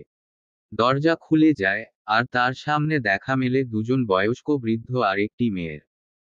তারা জাদুয়ার ক্লান্ত, বিপর্যস্ত অবস্থা দেখে হতবাক হয়ে যায়। জাদুয়া হিতাহিতজ্ঞান শূন্য হয়ে হাত জোর করে বলে ওঠে, আমার স্বামীকে বাঁচান আপনারা। উনি ওখানে অচেতন হয়ে পড়ে আছেন। জাদুয়ার কণ্ঠ ভেঙে যায়, সে কাঁদতে কাঁদতে তাদের পায়ে পড়ে। বৃদ্ধ বৃদ্ধা আর মেয়েটি সময় নষ্ট না করে জাদুয়ার পিছু নেয়। তারা নদীর ধারে গিয়ে দেখে, বিশালদেহী হাছিল মাটিতে নিথর হয়ে পড়ে আছে। তাকে তুলতে গিয়ে তারা টের পায়, এটি তাদের পক্ষে সহজ নয়। তবুও নিজেদের সর্বশক্তি দিয়ে তারা হাছিলকে কুঁড়েঘরে নিয়ে আসে। জাদুয়া হাছিলের হাত শক্ত করে ধরে আছে। তার মুখে অসহায়তার ছাপ, কিন্তু তার চোখে এখনো জ্বলে ভালোবাসা আর ভয় মিশ্রিত এক গভীর আকুতি। বৃদ্ধ বৃদ্ধা তাদের ক্ষীণ শক্তি দিয়েও যত্নশীলভাবে হাছিলকে শুইয়ে দেয়। মেয়েটি পানি নিয়ে আসে, আর জাদুয়া বারবার কাঁদতে কাঁদতে বলতে থাকে, ওনাকে বাঁচান, ওনাকে বাঁচান প্লিজ। বৃদ্ধা তার কাঁধে হাত রেখে বলে, মেয়ে, শান্ত হও। আমরা যা পারি করব। কিন্তু জাদুয়ার অশ্রু থামে না। তার মাথায় একটাই চিন্তা, হাছিলের কিছু হলে সে কিভাবে বাঁচবে। এই কুঁড়ে ঘর, এই অচেনা মানুষগুলো যেন তাদের জীবনের শেষ আশ্রয়। জাদুয়া হাছিলের পাশে বসে তার হাত ধরে থাকে, আর মনে মনে প্রার্থনা করতে থাকে, যেন সে তার ভালোবাসাকে আবার চোখ খুলে তাকাতে দেখতে পায়। জাদুয়া ও হাছিলের নিখোঁজ হয়ে যাওয়ার পর সাব্বির ও তার লোকজন নিজেদের মধ্যে এক পাগলাটে তারা নিয়ে সর্বত্র তাদের খুঁজতে থাকে। তাদের চোখে তখন শুধু অন্ধকার, ভেতর থেকে এক গভীর উদ্বেগের স্রোত বয়ে যায়। সর্বত্র ছুটে চলা, একের পর এক কুড়ে কুড়ে খোঁজ, কিন্তু কোথাও নেই সে দুই প্রাণ, যেন পৃথিবী তাদের অঙ্গন থেকে হারিয়ে ফেলেছে। এদিকে সুলতানা ভিলার ভেতরও এক অস্থিরতা, এক নৈরাজ্য ছড়িয়ে পড়ে। একদিন কেটে গেল, কিন্তু তাদের কোনো খোঁজ মেলেনি। পুলিশ, তদন্তকারী বাহিনী, ভিলার সমস্ত কর্মচারী, সবাই তাদের খোঁজে ব্যস্ত, যেন একটি নিঃশব্দ যুদ্ধ চলছে, যার কোনো ফল নেই। সবাই শঙ্কিত, আতঙ্কিত, তাদের চিন্তা যেন তীব্র থেকে তীব্রতর হয়ে উঠছে। তবে কেবল শহীদ হোসেনের চূর্ণবিচূর্ণ হয়ে যাওয়া গাড়িটি এবং তার মৃতদেহটাই খুঁজে পাওয়া যায়, যা একটি অশুভ সংকেত হয়ে দাঁড়ায়, নিঃসঙ্গ এক স্মৃতি যা অন্য কোনো রহস্যের আভাস দেয়। কিন্তু হাছিল ও জাদুয়া, তাদের কোনো খোঁজ পাওয়া যায় না। সে যেন এক অভিশপ্ত শূন্যতা, এক বিপজ্জনক নিস্তব্ধতা, যা একযোগে ঘিরে ফেলে সুলতানা ভিলাকে। সবাই অস্থির, তাদের মধ্যে উদ্বেগের যে স্রোত বইছে, তা যেন এক বিষাক্ত নদীর মতো ভিলার প্রতিটি কোণায় প্রবাহিত হচ্ছে। তারা নিঃশব্দ চিন্তায় ডুবে যাচ্ছে, কিন্তু একটি কথাও যেন তাদের শান্তি দিতে পারছে না। এ যেন এক অনন্ত অপেক্ষা, যে অপেক্ষায় কোনো মুক্তি নেই, কোনো উত্তরের সুর নেই। প্রায় একদিন পর জ্ঞানশূন্য হাছিল নিজ নেত্র মেলে ধরে। পৃথিবী যেন একটি স্নিগ্ধ ঝলকানি নিয়ে নতুনভাবে জন্ম নেয়, আর হাছিলের মধ্যে এক অমীমাংসিত শূন্যতার অনুভূতি জাগে, কিসের যেন অভাব, যা তাকে অবিরাম তাড়া করে। হঠাৎই তার ঘুমন্ত মস্তিষ্ক জাগ্রত হয়ে বেকুল করে তোলে তাকে একটি প্রশ্নে। জাদুয়া কোথায়? সেই এক শূন্যতা, যেটি হৃদয়ের কোণে গভীরভাবে আঘাত হানছে। একদিকে ক্রোধ, অন্যদিকে ভয়, এই দুই অনুভূতি একাকার হয়ে এক অবিস্মরণীয় অস্থিরতার সৃষ্টি করে। হাছিল নিজেকে নিয়ন্ত্রণ করতে পারে না, নিজের দুর্বল শরীরকে টেনে তুলে জাদুয়া বলে চিৎকার করে ডাকতে থাকে। কিন্তু তার সমস্ত প্রচেষ্টা ব্যর্থ হয়। ফলশ্রুতিতে সে তার শরীরকে অশান্ত তরঙ্গের মতো ঠেলে বাইরে নিয়ে আসে, যেন প্রতিটি পদক্ষেপে পৃথিবীকে এক তীব্র তলপারে পরিণত করে। তার শরীর যেন এক বিরামহীন সাগর, যেখানে প্রতিটি ঢেউ তাকে আরো গভীরে টেনে নিয়ে যেতে চায়। তার উৎকণ্ঠার মধ্যে হঠাৎ, যখন অস্থিরভাবে সে চারপাশে চোখ বুলায়, তখন এক অদ্ভুত দৃশ্য তার চোখে পড়ে, যা তাকে মন্ত্রমুগ্ধের মতো আকর্ষণ করে। জাদুয়া অপরূপ সৌন্দর্যের এক মূর্ত রূপ, রেশমি শাড়িতে মুড়ে উঠেছে, যেন এক জলজ্যান্ত পরী। তার শাড়ির প্রতিটি ভাঁজে সূর্যের সোনালি কিরণ জমে ওঠে, যেন সময়ও সেখানে থেমে যায়। তার উপস্থিতি, তার অঙ্গভঙ্গি, এমন এক শোভা, যা পৃথিবীর ত্রিভুজের মাঝখানে এক অমৃত ধারার মতো অতুলনীয়, অদ্বিতীয়। হাছিলের অস্থির মন, যে সমস্ত চিন্তা ও ভয় তাকে ঘিরে রেখেছিল, মুহূর্তের মধ্যে সেই সৌন্দর্যে একে একে বিলীন হয়ে যায়। তার সমস্ত ক্রোধ, দুশ্চিন্তা, সবকিছু একে একে নিঃশব্দে মিলিয়ে যায়।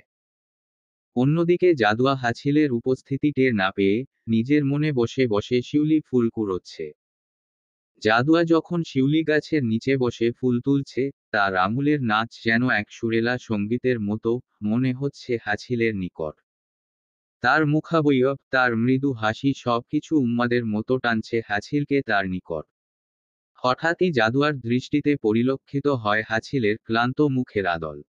নিজের বক্ষের অস্থিরতায় সে ফুলগুলো ফেলে এক অদম্য গতিতে ছুটে যায় হাছিলের নিকট। প্রকৃতি নিজেই যেন তাদের কাছে আসার জন্য অপেক্ষা করছে। হাছিল জাদুয়াকে এভাবে ছুটতে দেখে চিন্তিত হয়ে বলে ওঠে, ধীরে আসো, সাবধানে, যদি ব্যথা পাও আইসে আমি তোমাকে ছুঁড়ে ফেলে দিব। কিন্তু তার সতর্ক, তার উদ্বেগ, সবকিছু যেন এক মুহূর্তে অকেজো হয়ে পড়ে।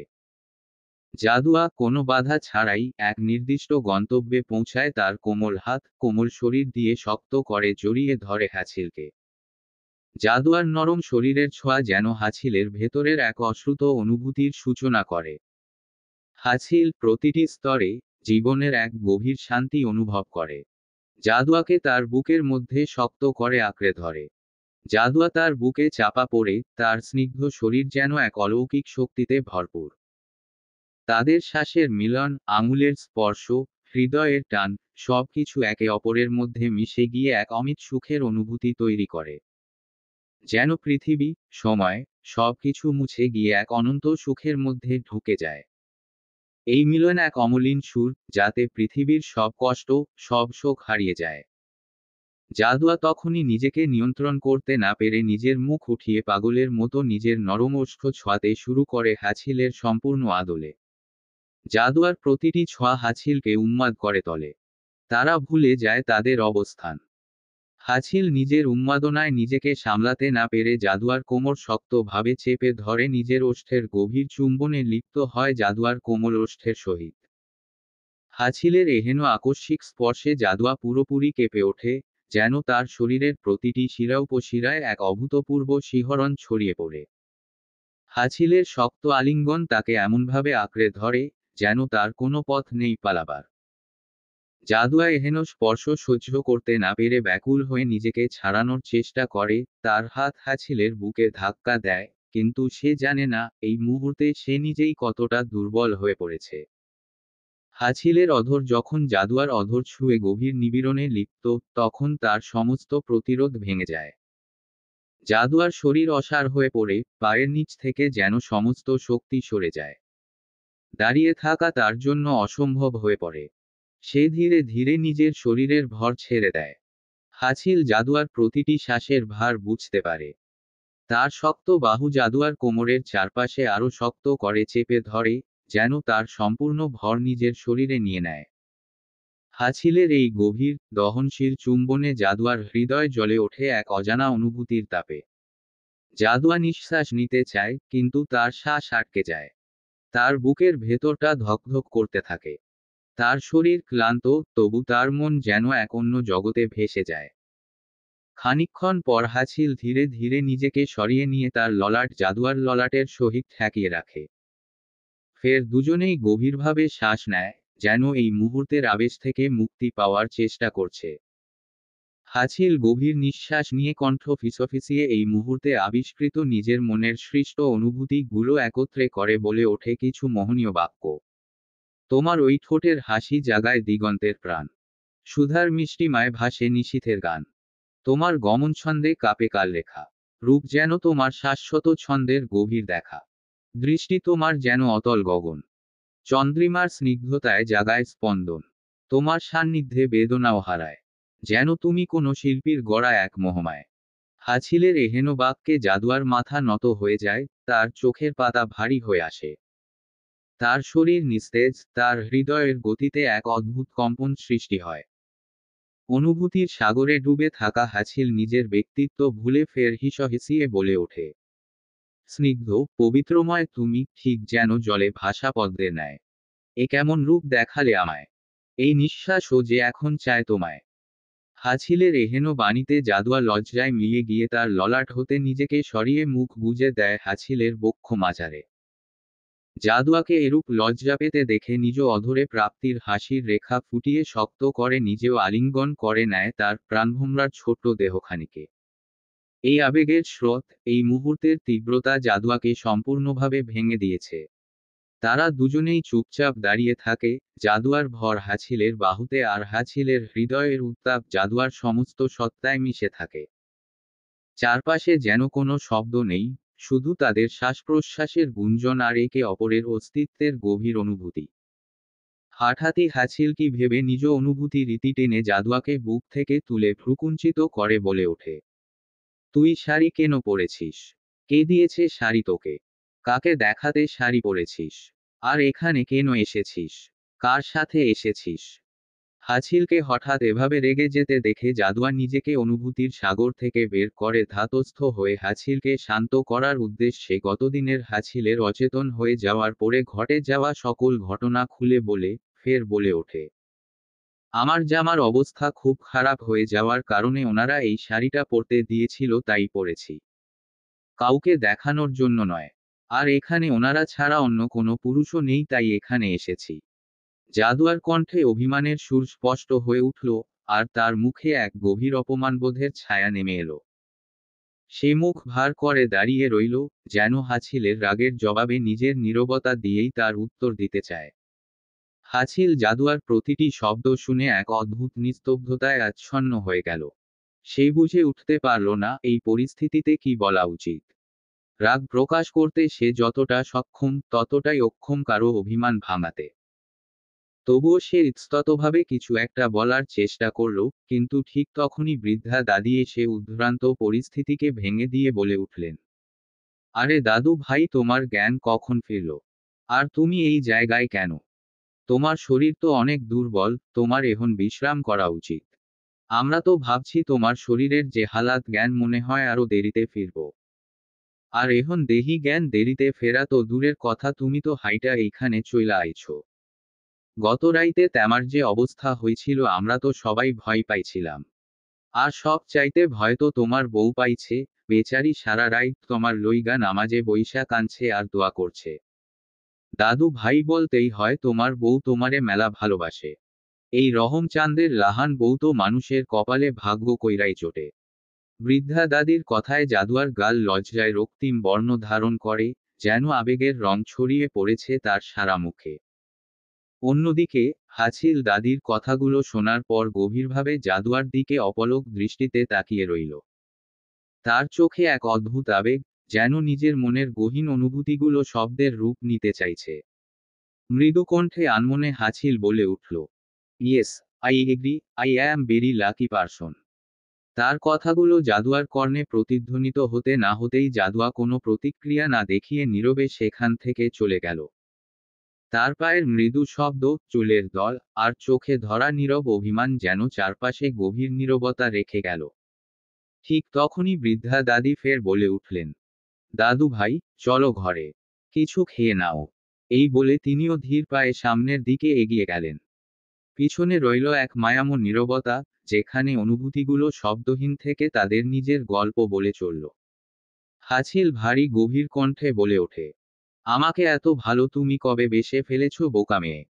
আমায় ভালোবাসার মতো কোনো কিছুই তো আমি করিনি, তবে কেন? তোমার এই ভালোবাসা অনন্তকালের জন্য নাকি শুধু ক্ষণিক পালের জন্য? কেটে গেছে অনেকটা সময়। হাছিল নানাভাবে চেষ্টা করেও সাব্বিরের সাথে যোগাযোগ করতে পারছে না। চারপাশে নেটওয়ার্কের সমস্যার জাল যেন তাকে আটকে রেখেছে।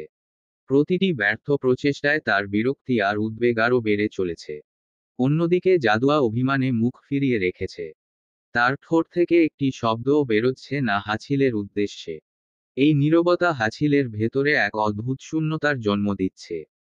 হাছিলের তৃষ্ণার্থ মন বারবার আনচান করছে, যেন জাদুয়ার মুখ থেকে একটি শব্দ শোনার আশায় প্রতিটি মুহূর্ত ব্যাকুল হয়ে উঠেছে।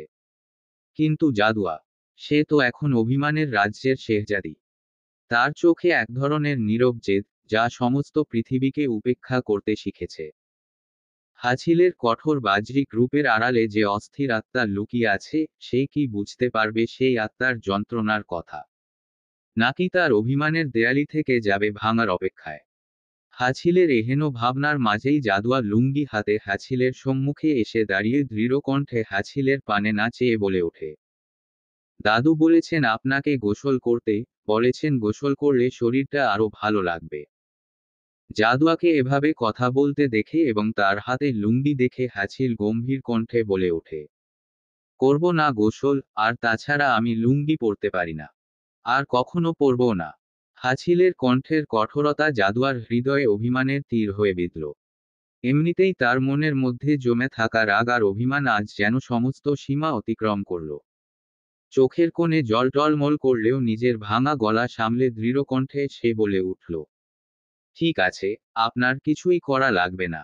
গোসল করারও দরকার নেই। আপনি যেভাবে আছেন সেভাবেই থাকুন। কারো কথার গুরুত্ব আপনার দিতে হবে না। জাদুয়ার তীক্ষ্ণ কণ্ঠে বলা কথাগুলো হাছিলকে হতবাক করে দিল। এত অভিমান সে কল্পনাও করেনি। মুখের এক ফোঁটা প্রতিক্রিয়া ছাড়াই জাদুয়া পেছনে ফিরল, যেন তার অবস্থান থেকে 1 ইঞ্চিও নড়বে না। হাছিলের বুকের ভেতর তখন এক অদ্ভুত চাপা অস্থিরতা কাজ করছিল।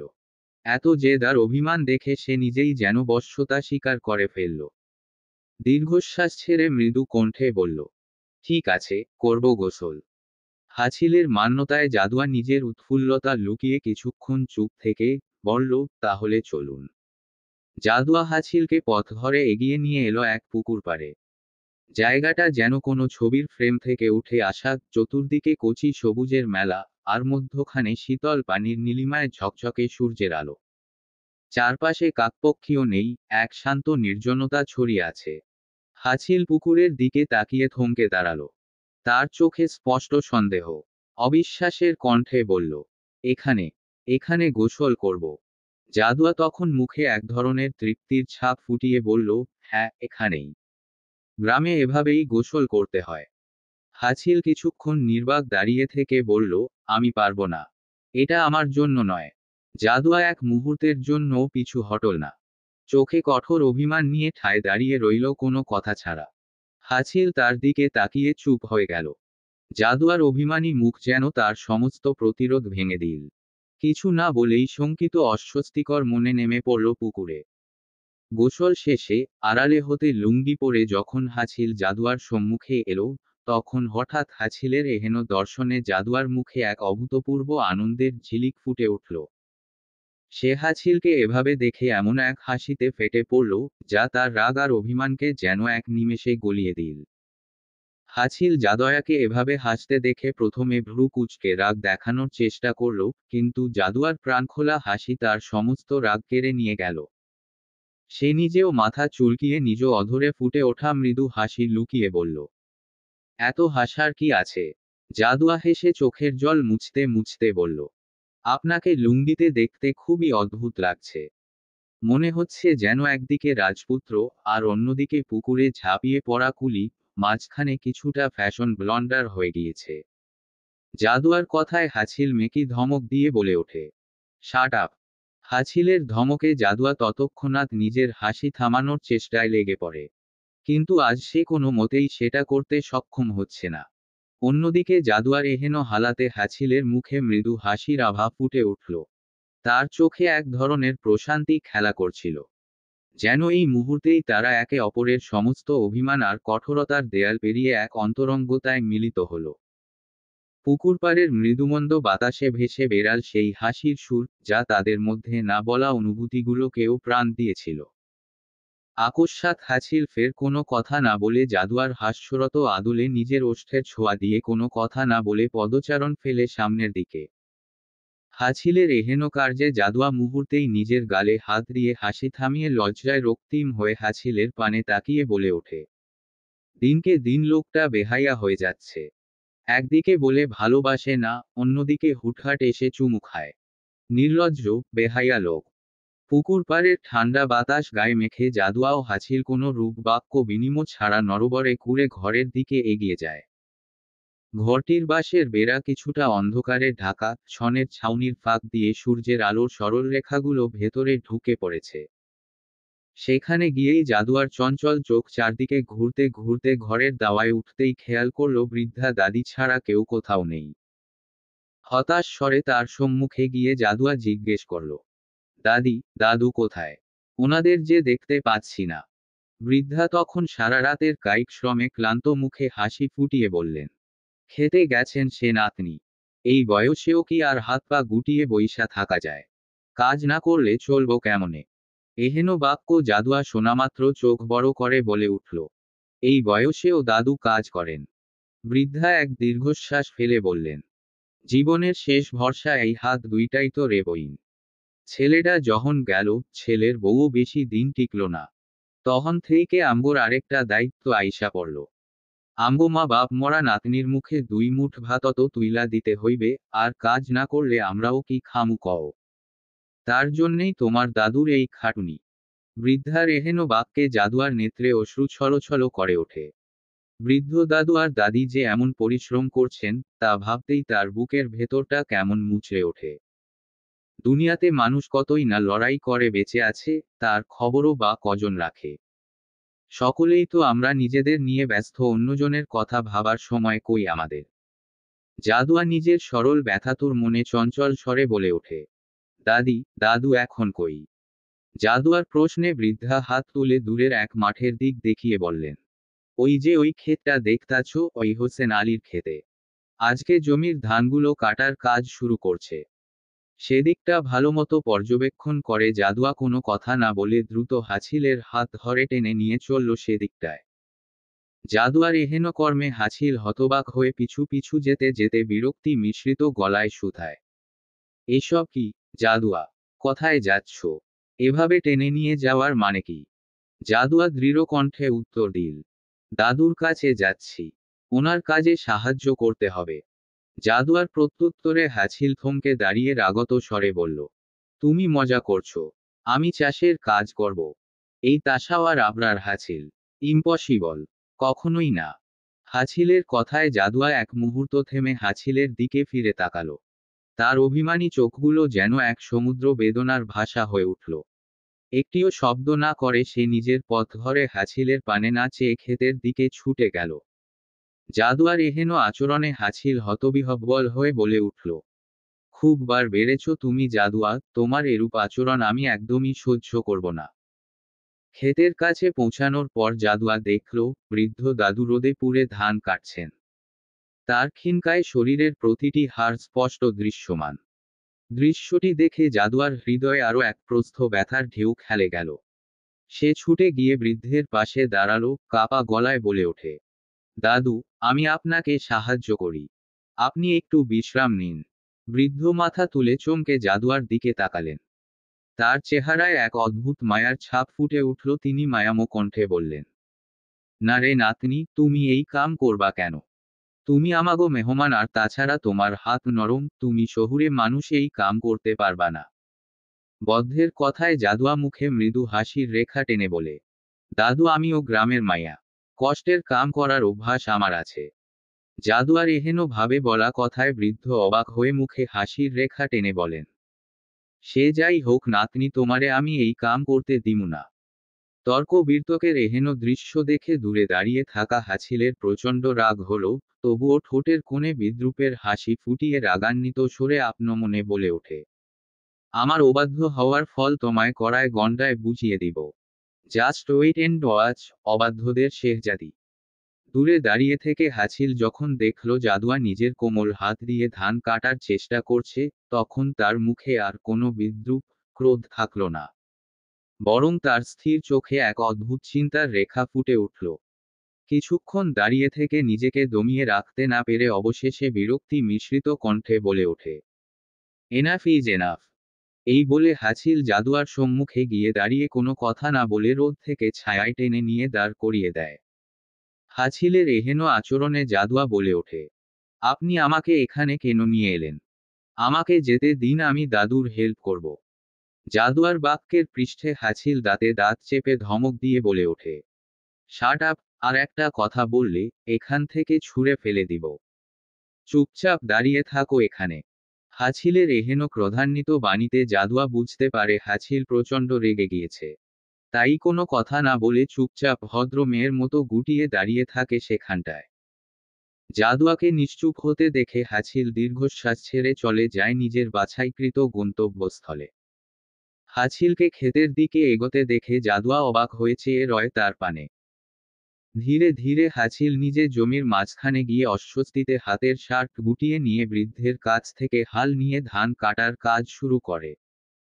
তার নিখুঁত মুখের আভা এবং নরম হাত দেখে স্পষ্ট বোঝা যাচ্ছিল, এ ধরনের কাজ সে জীবনে কখনো করেনি। হাছিল নিজে নিজেকে মনে মনে বলে ওঠে, আর কত কি যে এই মেয়ে আমাকে দিয়ে করাবে আল্লাহ মালুম।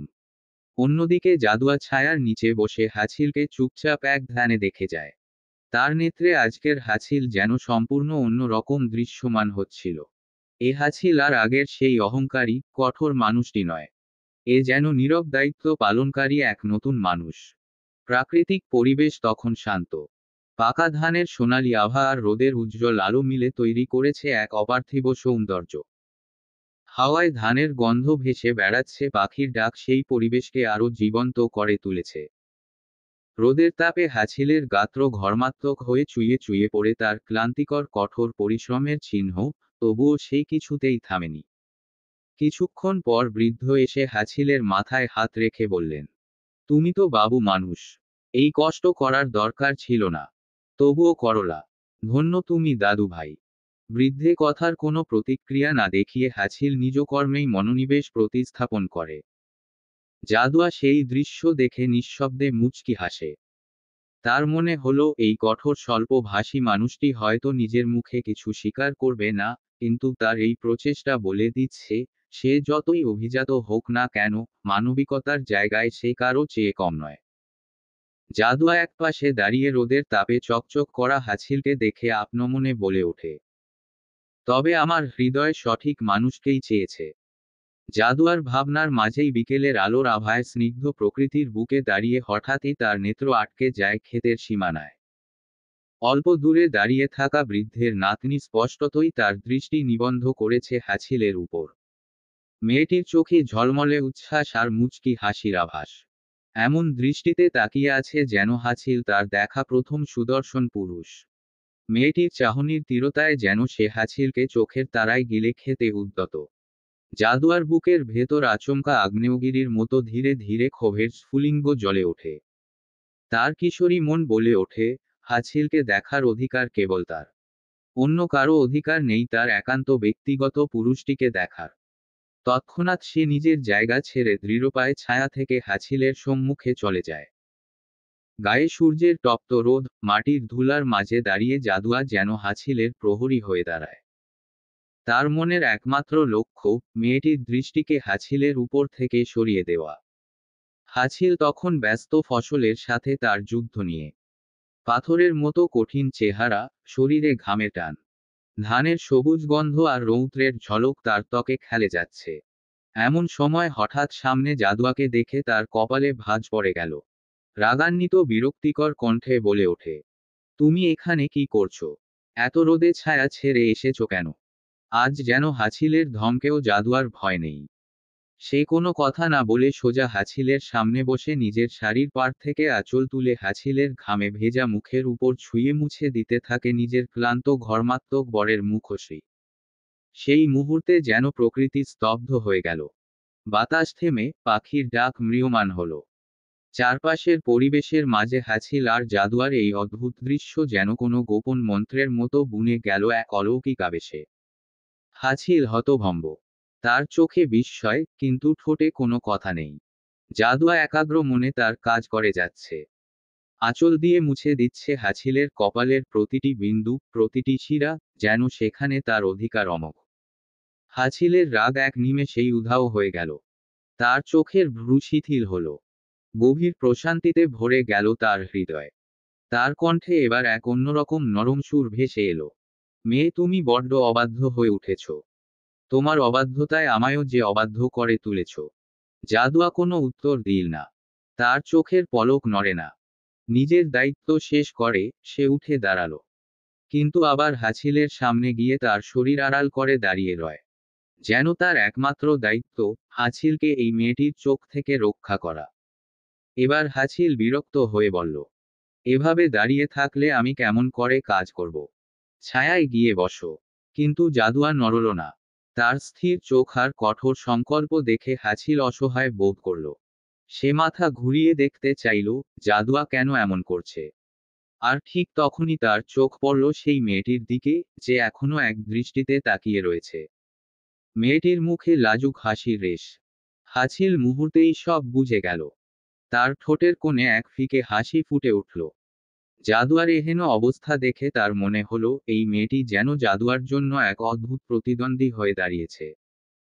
এই হঠাৎ ঈর্ষা, এই পাগলামি যেন তার হৃদয়ের প্রতিটি শিরায় মধুর অনুভূতি বইয়ে দিল। সে হঠাৎ করেই অট্টহাসিতে ফেটে পড়ল। তার হাসি ধানগাছের উপর দিয়ে বাতাসের মতো বয়ে গেল। পাখিরা আবার কিচিরমিচির শুরু করল। জাদুয়া চমকে উঠে তার দিকে তাকালো। হাছিলের মুখের হাসি যেন রোদে ঝলসানো এক গৌরবময় চেহারা হয়ে উঠেছে। জাদুয়া অবাক হয়ে তাকিয়ে রইল। তার নেত্র এক মুহূর্তের জন্য সরাতে পারল না। তার হৃদয়ে যেন এক অজানা সুর বাজতে শুরু করল। হঠাৎ হাছিল নিজের হাস্যরতে মুখে বলে ওঠে, তুমি সত্যিই আমায় পাগল করে দিবে বোকা মেয়ে। জাদুয়ার মুখে কোনো উত্তর নেই। তার লজ্জায় রক্তিম মুখ আরও উজ্জ্বল হয়ে উঠল। সে দ্রুত অন্যদিকে তাকালো।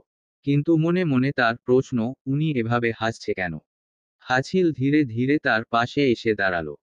তার কণ্ঠ এবার মোলায়েম হলো। কাজ শেষ, চলো এখান থেকে। এভাবে সঙ্গের মতো দাঁড়িয়ে থাকতে হবে না। হাছিলের বাক্যে জাদুয়া নিচু গলায় বিড়বিড়িয়ে বলে, আপনাকে মেয়েটির দৃষ্টি থেকে আড়াল করতেই তো দাঁড়িয়েছিলাম। জাদুয়ার নিম্ন স্বরে বলা প্রতিটি বাক্যই তার কর্ণগোচর হল। ফলশ্রুতিতে হাছিলের ঠোঁটের হাসি আরেকবার ছড়িয়ে পড়ল। তার মনে হলো এই মেয়েটি একদিন সত্যিই তাকে পুরোপুরি পাগল করে দেবে। হাছিল নত মাথায় দাঁড়িয়ে থাকা লজ্জাবতীর হাত ধরে এগিয়ে যায় তাদের গন্তব্যস্থলের পানে। প্রকৃতি যেন আবার তার ছন্দ ফিরে পেল। ধানগাছের পাতায় হাওয়া বয়ে যেতে লাগলো। জাদুয়ার চোখে তখন শুধু এক অভিমান মেশানো প্রশান্তি, আর হাছিলের হাসিতে ফুটে উঠল এক অদ্ভুত মমতা। রোদ, মাটি, আর তাদের অন্তর্লীন রোমাঞ্চ যেন এক মুগ্ধতায় বাধা পড়ল। গ্রামের পরিবেশে এক নৈশব্দ বিরাজমান। এক স্বর্ণালী বিকেল, যখন সূর্য অস্ত যাচ্ছে, আকাশের কোণে এক কোমল লাল রঙের আভা ছড়িয়ে পড়েছে। বাতাসের হালকা দোলনায় খোলসের পাতারা নাচছে। গ্রামটির সীমানা ভেদ করে প্রাকৃতিক সৌন্দর্য এক নতুন রূপে ধরা পড়েছে। এক নির্জন মেঠো পথের উপর এক অদ্ভুত দৃশ্য ঘটা শুরু করেছে। হাছিলের শক্ত, দৃঢ় হাতের মধ্যে বন্দিনী জাদুয়া, কিন্তু আজ কোনো প্রতিবন্ধকতা মানছে না সে।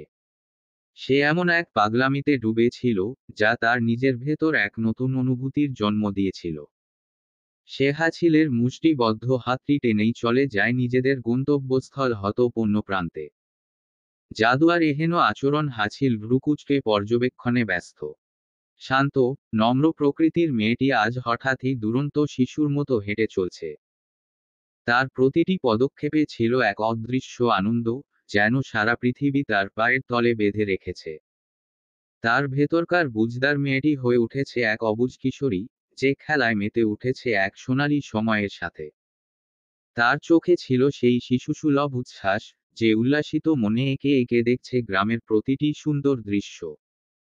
হাছিল, যার চোখে সর্বদা ছিল কঠোরতা, আজ হঠাৎ যেন জাদুয়ার রূপে তা ভেঙে পড়ে। তার চোখে স্পষ্ট হয়ে ওঠে এক অদ্ভুত ভালোবাসার রোশনাই, যা আগে কখনো দেখেনি কেউ। সে জাদুয়ার নিষ্পাপ বাচ্চাসুলভ আনন্দে এক অদৃশ্য গভীরতা অনুভব করে, এক ধরনের শান্তি, যা তার অন্তরে আগে কখনো জায়গা পায়নি। আজ জাদুয়ার ভিতরের শিশুসুলভ পরিতৃপ্তি হাছিলের হৃদয়কে এমন একভাবে স্পর্শ করে, যে তার কঠিন মনোমোমের মতো গলে যেতে বাধ্য হয়। চঞ্চলা হরিণীর ন্যায় গ্রামের প্রকৃতির রূপে নিজেকে মিশিয়ে নিতেই হঠাৎ জাদুয়ার নেত্রে এক নতুন আনন্দের ঝিলিক ফুটে ওঠে। সম্মুখে নদীর পাড় থেকে একদল পদ্মফুল ভাসমান, মনে হচ্ছে সোনালী রঙের ঝর্ণা ছড়িয়ে পড়েছে চারিপাশে। যা দেখে জাদুয়ার নেত্রে তখন এক অদ্ভুত আকাঙ্ক্ষা ফুটে উঠল, যেন সারা পৃথিবী ছুটে গেছে এক নিঃশব্দ আহ্বানে। সে হাছিলের হাতের অন্তরাল হতে নিজেকে ছাড়িয়ে পদ্মফুলের দিকে ছুটে চলল। নদীর কূলের কাছে পৌঁছে বাচ্চাসুলভ ভঙ্গিতে ঠোঁট উল্টে এক চিত্তাকর্ষক হাসি দিয়ে জাদুয়া বলে ওঠে, ওই পদ্মফুলটা আমার চাই। হাছিল, যে কিছুদিন আগেও জাদুয়াকে তার অবাধ্য আচরণ থেকে নিবৃত করার জন্য কঠোর হয়েছিল, সে নিজেই এবার এক অদৃশ্য প্রলোভনে আবদ্ধ হয়ে গেল জাদুয়ার এহেন শিশুসুলভ আচরণে। যে আচরণ ছিল এক নিঃশব্দ নির্দেশের মতো, হাছিল আত্মসমর্পণ করল জাদুয়ার আবদারের নিকট। কোনো কথা না বলে, কোনো বিরোধের সুর না তুলে, পুকুরে নেমে পদ্মফুলটি তোলে। তার সমস্ত অনুভূতি যেন এক সুপ্ত প্রার্থনার মতো। হাছিল পদ্মফুলটি সাবধানে এগিয়ে দিল জাদুয়ার নিকট, যেন এই ফুলটির উপর শুধুমাত্র জাদুয়ার অধিকার। আর ঠিক এই মুহূর্তে হাছিলের সমস্ত অস্তিত্বের বশ্যতা ছিল শুধুমাত্র জাদুয়ার জন্য। জাদুয়া পদ্মফুলটি হাতে নিয়ে এক অদ্ভুত রূপে হাসির মাধুর্য ছড়িয়ে দিল, যেন পৃথিবীর সমস্ত সুখ, সমস্ত সৌন্দর্য এক পলকে তার হাতে নেমে এসেছে। তার চোখে ছিল এক গভীর, স্বপ্নীল দ্যুতি, যা হাছিলের মতো কঠোর পুরুষকেও অজান্তেই নিজের অধীনে এনে ফেলতে সক্ষম, যা তাকে বশ্যতা স্বীকার করতে বাধ্য করেছে বারংবার। সে হাসি, সে দৃষ্টি, সবই যেন এক অচেনা পৃথিবী তৈরি করে, যেখানে হাছিলের মতো শক্তিশালী হৃদয়ও ফুরবল হয়ে পড়ে মুহূর্তেই। এহেন মাধুর্যপূর্ণ রূপে হাছিল জাদুয়ার পানে চেয়ে বলে ওঠে, অন্তরে তোমার অস্তিত্ব এমনভাবে গেঁথে গেছে, এখন সমস্ত দুনিয়া শূন্য তুমিহীনা। চলবে। গল্প, হৃদয়হীন। দ্য মাফিয়ার প্রেমগাথা। শারমিন আক্তার সুবর্ণা। ষষ্ঠ পর্ব।